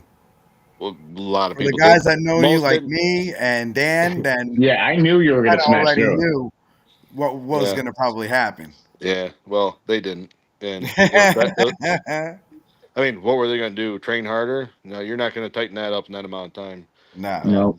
But still, it is kind of nice coming in under the radar and sorting it out, and then having the limelight a little bit, rather than everybody knowing everything you do and preparing for it. No, you're not wrong in that regard. I'm happy to be doing my little cellar dwell journey, because I'm going to reemerge with a complete different tool set available to me that nobody's going to be knowing about it, because I haven't put it out there. You know, my first showing, the couple of guys mentioned that they're going to be at the IFAs. I look forward to seeing each and every one of them there, because that's going to be, I will tell you, that's where I'm showing up next. And I ain't going to be anywhere until then. That's not until April 25th. Actually, I'll go ahead. I'll even go ahead and share the event flyer for everyone to see, and let them know this is where, if you want to find me, you want to face me, this is where you're going to do so the next time. In the meantime, Dan, get on the damn table. Stay on the damn table. Oh, yeah. That's the plan. That's the plan. I'm going to be at every practice I possibly can. And for multiple reasons. One, to get better at the table, right? That's going to be one. But two, one of my favorite things, like I talked to you about it when I was at Storms, I love connecting with people, right? And, forging new friendships and relationships. I have my annual event that I still am going to be having, which is going to be June 6th. Summer kickoff event that, I actually do have an event page. Nothing's loaded on it, no information on it other than the fact that it's coming. And it's going to be here at the pit. So I will be looking to connect with people and let them know, hey, you want an opportunity, let me know. I'll be happy to provide it, because I'm going to stick to my running one event a year and then focusing my efforts on training, because I think that's one of this year's deciding factors. My focus was split, right? I split my focus from training and helping run events and helping out in different capacities a little too much, and I didn't button up my my processes. I didn't have one process that I could sit there and say I can excel at this. I was helping Steve all last year with live streams, and I was still improving, getting better, because I was still learning on the job while doing that, while competing, while training. It became a bit too much. So my primary goal is to be the best arm wrestler I possibly can. Second to that would be networking. Third to that is everything else. I'm going to be focusing on me as an athlete. I'm going to be focusing on me wrecking dudes the next time I'm at the table. But I'm going to do so, just like you said, Dustin, I'm going to live on the fucking table and take everything, learn where my weaknesses are, where my strengths are, and focus on my strengths. Because that's the other thing is, Yeah, I got to stop listening to what people say. Oh, don't go there with that person because they're really strong there. Well, you know what? I just so happen to be strong there too, and I can if I trained up on that motherfucker on that lane, I would have done. I'm not sure if the results would have changed, but at the very least, how we got to those results would have been a little bit different. Right, and that's easy enough to do, to listen to Yeah. people. And I mean, it's not that you never should listen, but you have to know within yourself where where you're comfortable and what you're capable of, and that can be hard too to address. But you gotta dial in, and sometimes you just gotta make it happen. Oh yeah, without a doubt. Let's see. We got someone in the chat. Oh, Sergio. Yeah, no, Sergio, you ain't gonna run through me, not yet. You try. I'll come to a baseball practice and give you an opportunity. I'll tell you this much: Sergio had 2 really good matches up against Georgians in the tournament and beat both of them. I mean, Okay. he did really well. In Slow growth. style Okay. too, yeah. Well, I mean, I will tell you this much. Next year, I only have 1 match booked, and that's on purpose. It's going to be over in Oregon, helping out Jody Williams. I'm going to go to over to Oregon. Peter Leland, who's down over here, faced off against Brown Rice, Bryce Zachariah. That's the guy who I'm facing. That match was actually set before he even came to New York, and so beyond that, between now and then, I have a lot to study up on him, and I know he could change and evolve himself as well. So it's going to be very interesting to see. He's a talker too. You said who's this? Peter LaFleur? That's who you're pulling? Yeah, Peter Leland. Oh, okay. The presser. Yeah, Oh, you should come to my house so you can fucking train with me. we already spoke on this, man. That's going to happen. That's in the works. That's in the works. He's got a good press too. That was left-handed. He didn't. I don't think he used his press right-handed. Oh no. No, actually, no. At Mac, did. he top rolled right hand. Oh yeah. Yeah. Top roll right hand. Yep. He talks a lot too. Oh yeah. That's funny.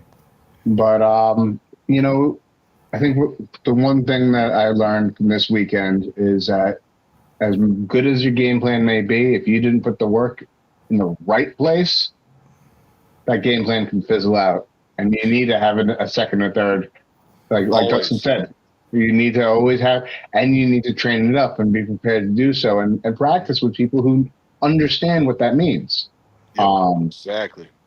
At this level of the game, that I got to make sure I go to the people who have that experience. It's no knocks to the guys that are local, no knocks to anybody who I train with, because they're strong, they got great energy, but I need to branch out a little bit for the experience level, because it's good for anybody to branch out. Yeah. The more hands you get a hold of, the more different looks you're going to get, which is going to make you much more versatile, because nobody's going to pull you the same. And as long as you're competing or training with high level guys, those different looks are just going to add more wrinkles to your game, more tools in the toolbox, and you're just going to be a better puller for it. Well, the other benefit of doing that too, though, is I go out and I train and I learn these tools, right? I can bring them back home and share them. Right. Yeah. Absolutely. You know what I mean? Mm-hmm. Victor might have something that blows my head out of the water by way of training that he participates at his training. Hey, you know what? Maybe if I bring that back, I can help this specific puller who pulls very much like that and can benefit from it. Mm-hmm. Yeah. And that's one of the things I like about the cross-pollination of practices. Yeah. Yep. And that's what makes arm wrestling so great, mostly across the board, is that, like, I don't know. Let's just say Alan kicked my ass. More than likely, I could go to him afterwards and say, what the hell happened? Like, what'd you hit me with? How where did I go wrong? Where did you go right? kind of thing. And 9 times out of 10, those kinds of guys are going to tell you, Yeah. and then you can improve from there. It's true. Yep. Oh yeah. Jake Houston is a huge testament to that because he came up afterwards and said, "Hey, what did I do wrong? What can I do better?" And he's like, "Well, first and foremost, you're going to need to get stronger. But where you can get stronger is here and here and here. And this is how you do it. This is how I did it." And I was like, "Okay." And he's like, "It's not like an insane amount of level that you need to get stronger. You just get more connection and just because one chink can completely unhinge your entire chain, right?" A few percent will Yeah, change everything. Yep. Potentially. exactly. Yep. Yep. So You could get blown out of the water, but it's not as much as you think.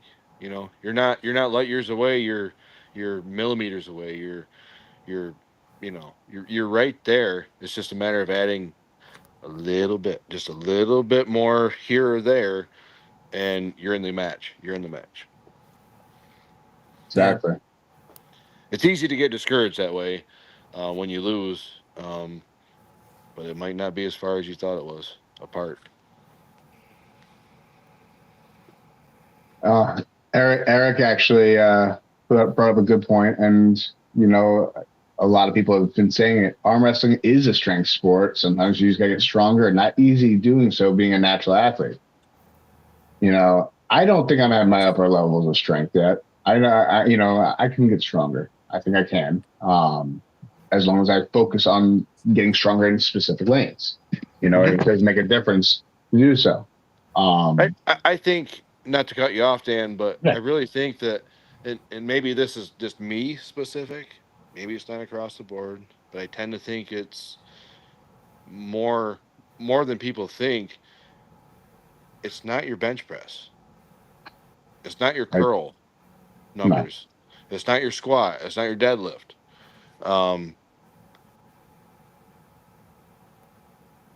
Well, bicep curl, no. Hammer curl, It's I would say more or less, yeah.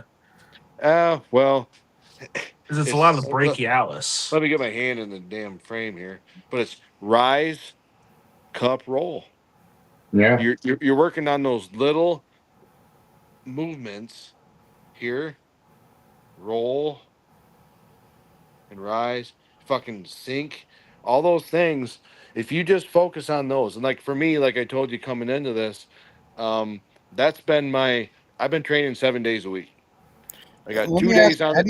do you train your rise, cup, and roll? What do you do to train that specifically, Dustin? Well, I don't want to let it all out of the bag, but Yeah. no. It's very simplistic.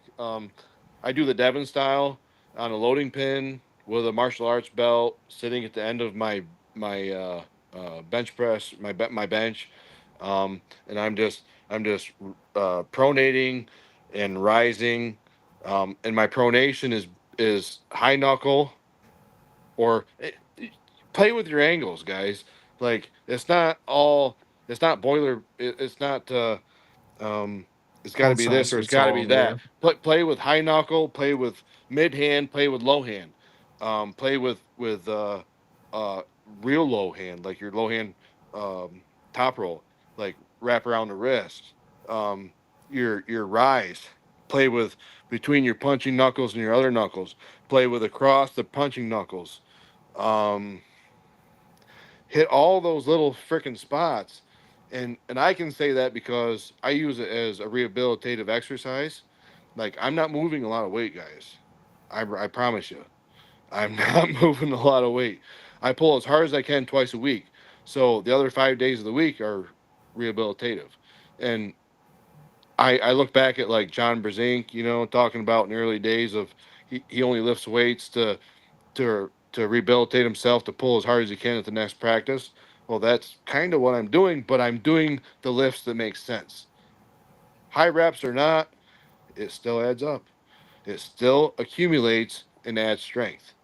Rise, cup, and roll. Off a loading pin with a martial arts belt. I also do a wrist roller on the end of my barbell. And I don't know that adds a whole lot of practical arm wrestling strength, but it will blow the hell out of your forearm. It'll push the blood in there. It'll give you a good flush for healing purposes. I do the Michael Todd style where I'm, hang on, cupping over, dropping the weight, and then going backwards, pulling, Mm-hmm. reverse wrist curl up, dropping the weight, go forward. Each one's a rep, and yeah, yeah. So it's and there's probably a lot of better arm wrestlers doing it a lot better than I am. But for me, I've dialed it down to the basics. There's only so much time to train, guys. Yeah. And when you're on the There's so table many twice hours a in a day. week, when you're on the table twice a week, you got to heal yourself up. It's all about arm wrestling for me now. Like I've dropped off all the other BS, and you won't see me do a wrist curl, hammer curl, pull up, anything anymore. Um, and the proof is in the pudding. Yeah. Yeah. To your point about It's the forearm recovery, like the gripper that I got, the grip deck from Zach, it helps, Mhm. man. Yep. I find I'm not strengthening and conditioning in any way or form with this. This is Right. giving me a pump and flushing everything out, and That's it. That's it. that's why I use it. Yep. It flushes everything out, and if it adds, like if it's a efficient arm wrestling movement, keep it in the rotation. Absolutely. The wrist roller is the only thing that I do that I can say may or may not be actually effective to adding strength or be purposeful for arm wrestling, but it does add balance to the back of my forearm because we're all cupping, right, all the time. Mm-hmm. We're here all the time, and this forces you to go backwards and adds to the back of your forearm, balances things out. But I can feel it when I feel the pump it gives me. I know it's beneficial for healing, so I keep it in the rotation. But other than that, it's rise, cup, roll, sinking. Uh, this hang on, a little bit stupid. This kind of rotation. Yeah. Yeah. um, with a D handle implement similar to what Angan Terzi uses on the end of a barbell. Yeah, rice bucket sometimes. Sometimes it flares some stuff up. I can't use it, but yeah, arm wrestling is your most important thing for me. For me anyway. I'm not saying it works for everybody, but for me, that's what leveled me up to where I'm at today. Adding 2 trainings a week, training smartly, not killing yourself, but doing those static holds where you want to increase your strength. If you want side pressure, dig into a hook with your boy. If you're overpowering them, let them use 2 hands. Look at Devon style practices. Dig in there with your shoulder, straight side, drag pressure, whatever you want. Make your training partner mimic that. Get stronger. Nice. There you have it. There Nice. you have it. Rowing machines, pull ups, lat pulls, all that stuff. That's great. You know, I love it. I've done it for years. I don't do it now. I never saw a benefit at the table. Um, where I really saw a benefit at the table was actual arm wrestling. So I will say one of the things that I steered away from doing for a little while, and I'm gonna get back into it because I did see some transfer at the table, was neutral grip, back grip, pull-ups. Mm. I did notice that right there because I mean, not for nothing, for a lat, bringing someone back and keeping your fingers intact and just raking them back like this to your side of the table. Yeah. That was a nice transition that I hadn't done it for a while actually. I stopped training that, and I noticed that when I'm trying to drag someone back, my wrist does flatten out a little bit more now because I stayed away from it. So I'm gonna be swinging back into that. I did neutral grip pull-ups. Now see, I don't know if you can Yeah, see. Can you see them behind me up here? Yeah. yeah, Yeah. These are 3-inch pipes perfect. from a cellar jack a buddy gave to me, and I cut grooves in them to slide over my I-beam. I did weighted pull-ups with them, and I don't even know what I got up to.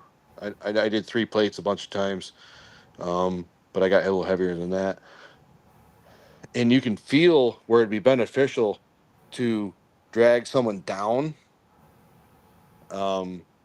You can feel I had the biggest back I ever had was from doing weighted pull-ups like that.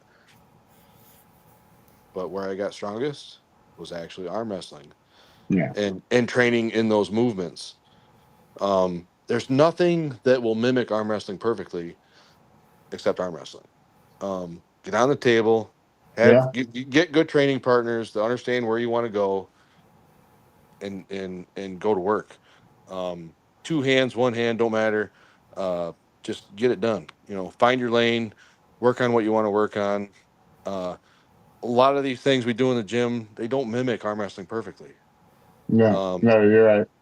they don't. They just don't.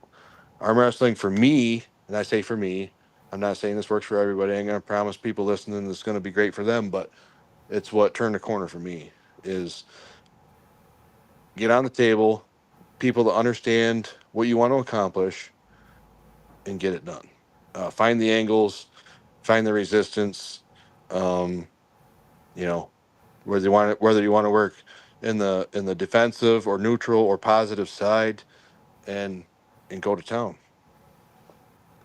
You got to find people that won't hurt you. Yeah. Yeah, good training partners. Yep, Good communication. that's it. That's it. You need good communication. Absolutely. That's crucial for this. Yeah. I You mean, can you can get on a pulley machine and row 500 pounds. Uh, you know, that's not. It's just that's impressive. Is it going to play into arm wrestling? Probably a little bit, but not as much as if you got on the table and lat drag somebody. yeah, It's not the same. It's not the same angle. not the same. You know, Because it's a, the weight's not fighting you back. It well, makes no. it makes what you're saying makes sense, but I feel like if you can if you can incorporate them both, Yeah, like getting yeah. strong on the like the only way to be a better arm wrestler is to arm wrestle. But getting stronger, I feel like you need if you're strong and then you learn the technique, I feel like you have a better advantage Yeah, well, than I'm so take everything I say with a grain of salt because I'm a little bit slow. mm, Ask all my teachers. Look at my report cards. Um, I have to be on the table to implement. Like my elbow has to be. I feel like for me, my elbow has to be in the right place to drag the right pressure, all this stuff. yeah. And the only way to do that is with another person on an arm wrestling table. And I understand what you're saying, Victor. Like, if you can do both, like if you feel you're a complete arm wrestler and you don't need those exact angles, and by all means, freaking knock it out. There's guys out there like Paul Lynn, just freak athletes that can do everything. Freaking get after it, bud. Kill it. Yeah. But when I go down to everything I do is in my basement. Um, Aside from practices too, at least once a week. But when I go down here, I'm down here for hour and a half, and I don't do a row, I don't do a pull up, I don't do a curl, and I'm focusing on my wrist rise, roll, all that stuff. And I'm like, well, them's the important parts, you know. Uh, and it's like I said, I'm pulling hard as I can twice a week, so everything I do is rehabilitative as well as getting me ready for the next practice. So Yeah, take everything I say with a grain of salt. If you're not those are training your twice 2 a heavy week, days, take right? everything I say with a grain of salt. If you're not training twice a week, then you might have time for or the ability to move heavier weight in different movements and other exercises, maybe not specific to arm wrestling. But for me, twice on the table, I need that for me to be fluid and build confidence on the table, become a better arm wrestler, and then everything else becomes secondary. Yeah, yeah. Would you consider those 2 days at the table your heavy days? Absolutely, 100%. Because a lot of people are of the 150%. mindset that two heavy days is what you need to get stronger. Yeah. And so arm wrestling is your 2 heavy days. Yeah. Yeah. Like I said, I look at it like John did. Yeah. At least as far as I understand what John did. His time in the gym was to rehabilitate himself to pull heavy again at the next practice. You know, he's not straining himself. He's not trying to set PRs in the gym. He's just getting blood in his arms in different areas and all that stuff. And that's what I do. But I do it in specific movements, arm wrestling specific movements, and then pull my ass off Wednesday and on the weekends. Those are my heavy days on Wednesday and on the weekends. And Gotcha. because and I'm getting in those spots. I'm getting in my hook. I'm forcing down pressure. It depends on your goals. Like if you wanna make your cup strong or you want to make your rise strong, you just need the training partners to understand what you want, and you just go to town. We got a comment from Curtis Cameron saying, "Great win on Ford. Awesome hook." Thanks, Curtis. And Jeremy Deere for Steve's event says a shout out to Caleb Johnson for his performance. Caleb had a phenomenal performance. Yeah, that was crazy That great. was the match of the night. Crazy kids. Crazy kids. Arm wrestling, kicking ass. With you guys here, but before my wife starts screaming, I'm gonna head home and eat her dinner before she gets crazy on me. So, Go but ahead, Dustin, brother. love to Peace see out, you. Steve. Thank you. Victor, everyone, great job. We'll talk soon, guys. Have a great night, and I'll be looking for a top biller for you, Dustin. All right, buddy. Thank you for Appreciate joining the last podcast of the year for me. Take care, guys. Yeah, find a strong one. Yep. There you go. We got Ray Romanowski in the chat saying, "What's up, guys?" He's a big fan of Dustin. Dustin, Hey, you got a Big lot of Ray. fans in the Northeast, man. I don't know if you know that. I You're did. kind of a big deal. Well, I don't know about that, but I've known Ray for a while. He's a good dude. When I started hooking, Dustin, I owe a lot to this man. Dustin gave me the fundamentals that I use today. Um, and the lessons that I learned on how to hook, how to engage it. I think that's what gave me the tools necessary to beat Sam Harris, to be honest. Because I was like, oh, wait, I know what to do. This I actually had you in my head teaching me. I was like, I know what I need to do here. And, sometimes while arm wrestling is chess, not checkers, sometimes the simplest direction is from point A to point B, a straight line. And that's kind of what Dustin has shown me. You got a path of least resistance. That's what it is, Yeah. really. Yeah. You just, and sometimes you don't find it exactly. Sometimes you just gotta sack up and go sideways. But yeah, if pretty much what I've told you, Dan, in the past, I feel like you could look at my previous match on Saturday with Alan and see it on display. Like I feel like I pulled it all, left it all out there.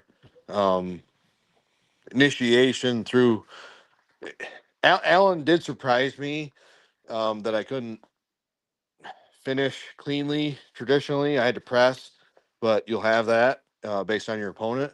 But yeah, you initiate through supination, shoulder commitment, and then drive through. I got to step away for just a minute. All right. So, Victor, what's your next tournament? The next thing I have planned is Steve is looking for somebody for me for the Battle of the Tri-State in February at 220. I don't really have anybody in mind. There's a couple people I think I might stack up well against, but I don't want to bite off more than I can chew right away. I also feel like asking for too big of a person too soon is like a bad thing too. Like people will be like, well, "Who do you think you are asking for this person?" type thing, you know. So I got to think about it a little bit. And my biggest plan for next year is I definitely want to start going to more practices, traveling a little bit. After Keystone, Paul invited me to PA with Storm and them to check out what they got going on, to work with him and Andrew. Um, I really think that would be a great opportunity. I need to take advantage of that. Adirondack Arms, David Shubiich, and those guys invited me up there to arm wrestle with them. They got a bunch of great arm wrestlers in their club too. It'd be great to learn some stuff from those guys. I'd love to Absolutely. come and check out one of your practices, Dan. I know you got a bunch of killers down there in the pit. So I definitely want to do a little expanding. I want to grow the club a little bit more, get some more people in the club, get some more merchandise. I got a lot of wheels, a lot of eggs in different baskets. I'm trying to grow the club. I'm trying to grow myself, my family, all in the same all in the same swing of things. So I get that, busy, man. busy. Growing family's got to become first, right? Yeah, yeah. And taking care of the loved ones is a priority. That's part of the reason why I'm actually going on this hiatus, is not just to take a break from, competing and taking a break from the podcast, but it's also to allow me to focus on my family without, feeling like I have to be pulled in multiple directions. Like I mentioned, Yeah, yeah. having a lot of distractions on my plate and doing a lot of focuses does hinder myself. And so now I'm going to first focus on getting myself to IFAs. And that's my sole focus. You know what I mean? I'm not going to be focusing on helping out with podcasts. I might run a podcast a little bit here and there to, talk some shit. But for the most part, I'm not going to be running my own until March of next year. We're Yeah. going to be hanging up the hat. Yeah, I definitely want to try, and I might look into the IFA one, since it's like a month after the battle at the tri-state. Yeah. Um, I want to start. I want to look into hitting bigger tournaments, like that aren't local. Like I want to travel a little bit. Try and get to the one that was in San Diego. I want to try and maybe do a World Series arm wrestling one. Uh, I'm gonna do Keystone again because Keystone was really great. Well, But Keystone's like I always a definitely great want to event to try go to. and get to bigger ones next year. Get my name out there a little bit more and network too. Like I met Logan at Keystone. I saw him. I heard his name and I saw him at Winter Blast. But I saw him at Keystone and I met him and Paul Lynn. Like I just walked right up to these people. Like I'm like, hey, I'm Victor Clearwater. I'm with Kraken Arms New York. Like I've been arm wrestling this long. Like questions. Like I'm just getting my name and face out there. Like I want people to see me and know who I am. And that's I what it's remember your about. It's first like, time at a table, man. I was there at your first tournament. yeah. I remember you the first tournament and saying, "God damn, this boy is strong." Yeah, And Well, you were pulling dudes, and Steve Redler, he was like, "You should ask Dan to pull," and I was like, "Oh no, I don't know, man. He's really good." And he was like, "No, no, no, no, go. He's really nice. Go ahead and ask him." And I pulled with you, and you're like, "Damn, dude, you're really strong. Fucking keep going, yada yada." And I was like, and the biggest thing for me at least has been every time I've arm wrestled somebody like you or any of these other really elite arm wrestlers, they're telling me that I'm good and I got potential. And like hearing that just feeds the fire. And I'm like, I need to, if these people who are good are telling me that I have the potential of being good, I was like, I got to take that for face value.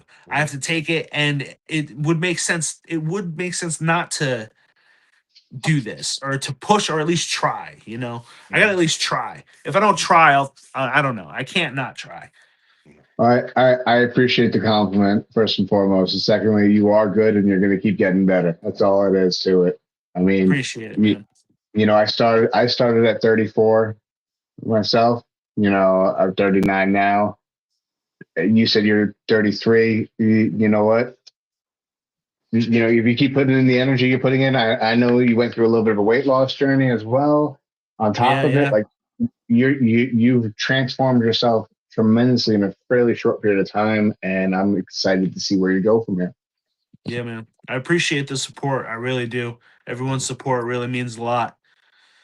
It really does. Keep after And it, most bud. of the support, man, most of the support is not from the people you would think it would be. It's not like everyone that I grew up with and like my family. It's people like you and Dustin and like people I've never met before are messaging me and telling me I'm doing so good and keep going. It's like I get all this support from people I don't even know, and it's so great, dude. It's really an honor, and it's great. It's life changing. It's so Well, cool. that's the beautiful thing about this sport. There's that kind of positivity. You know, there's guys that will reach out and encourage you because um, there's so many people that step into it and then step away so quickly. When they feel like it hurts a little bit, or various different reasons. Yeah. You got to stick it out. You gotta get conditioned. There's so much to learn. And and I've been doing this a long time, and I'm telling you, I feel like I'm still at the bottom of the barrel. Like there's so much more uh, to learn it, when you find high level guys to train with. Um, you'll know what I'm talking about. You probably already do, but it's um, they'll encourage you, they'll teach you, but you're still very based because there's a long ways to go. And I'm telling you, Yeah, I said there's I'm doing levels this. to this shit. I've been doing this a long time, and I still feel the levels. So many Yeah. levels. There's so many levels. To Yep. your point of kindness, even in all levels of kindness, I want to bring him up again. Zach, he's in the chat. Check him out. There's very few people who have as much passion as this man does. He's very enthusiastic at what he does, and I Yeah. I can't have help to but check him help out. promote him. Definitely check him out. As we're talking about the blood flow, it's one of my favorite ways. Like this thing, it's easy to grab. It's light. The thumb blaster that he's got too. It's like you throw it in your pocket and you walk away with it, and I'm sitting here talking to you guys, and I'm getting a pump. You know what It's I like a mean? fidget spinner. Yeah, yeah, just like a fidget spinner for arm wrestlers. Yeah, yeah, he could put that in his tagline as like an autism thing. My son has autism, and he goes for like STEM things like that. He fucking loves it. They love that stuff, man. It's really cool. Well, gentlemen, I really do appreciate you being a part of the season finale. This was a great show. It was a fun one, a heartfelt one at that. Yeah, thanks for There's a having lot, me.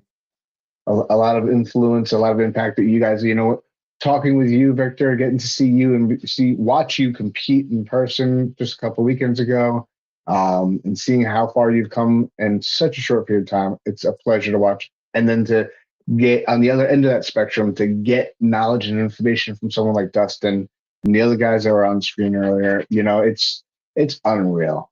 Journey has been awesome. This doesn't mean I'm done. I'm done with the sport. It just means that I'm taking a little bit of a break, and when I reemerge, you may not recognize me. Not if you do it right. Oh no, I'm going to do it right, but I'm still going to be on the table. You may not recognize it. I'm going to be moving more fluidly than ever before. Well, that's what I mean. Yeah, get Yeah, after there it. you go. Yeah. All There right, you go. gentlemen. Have All right, yourselves man. a good Thank night, you. and thank you for joining us. Yes, Hey, peace out. thanks for having me on, Dan. Appreciate you. Oh my, Appreciate it. Yep. my See you, pleasure. Victor. Yep. Bye bye. Peace out. Thanks, Dustin. Thank you, sir.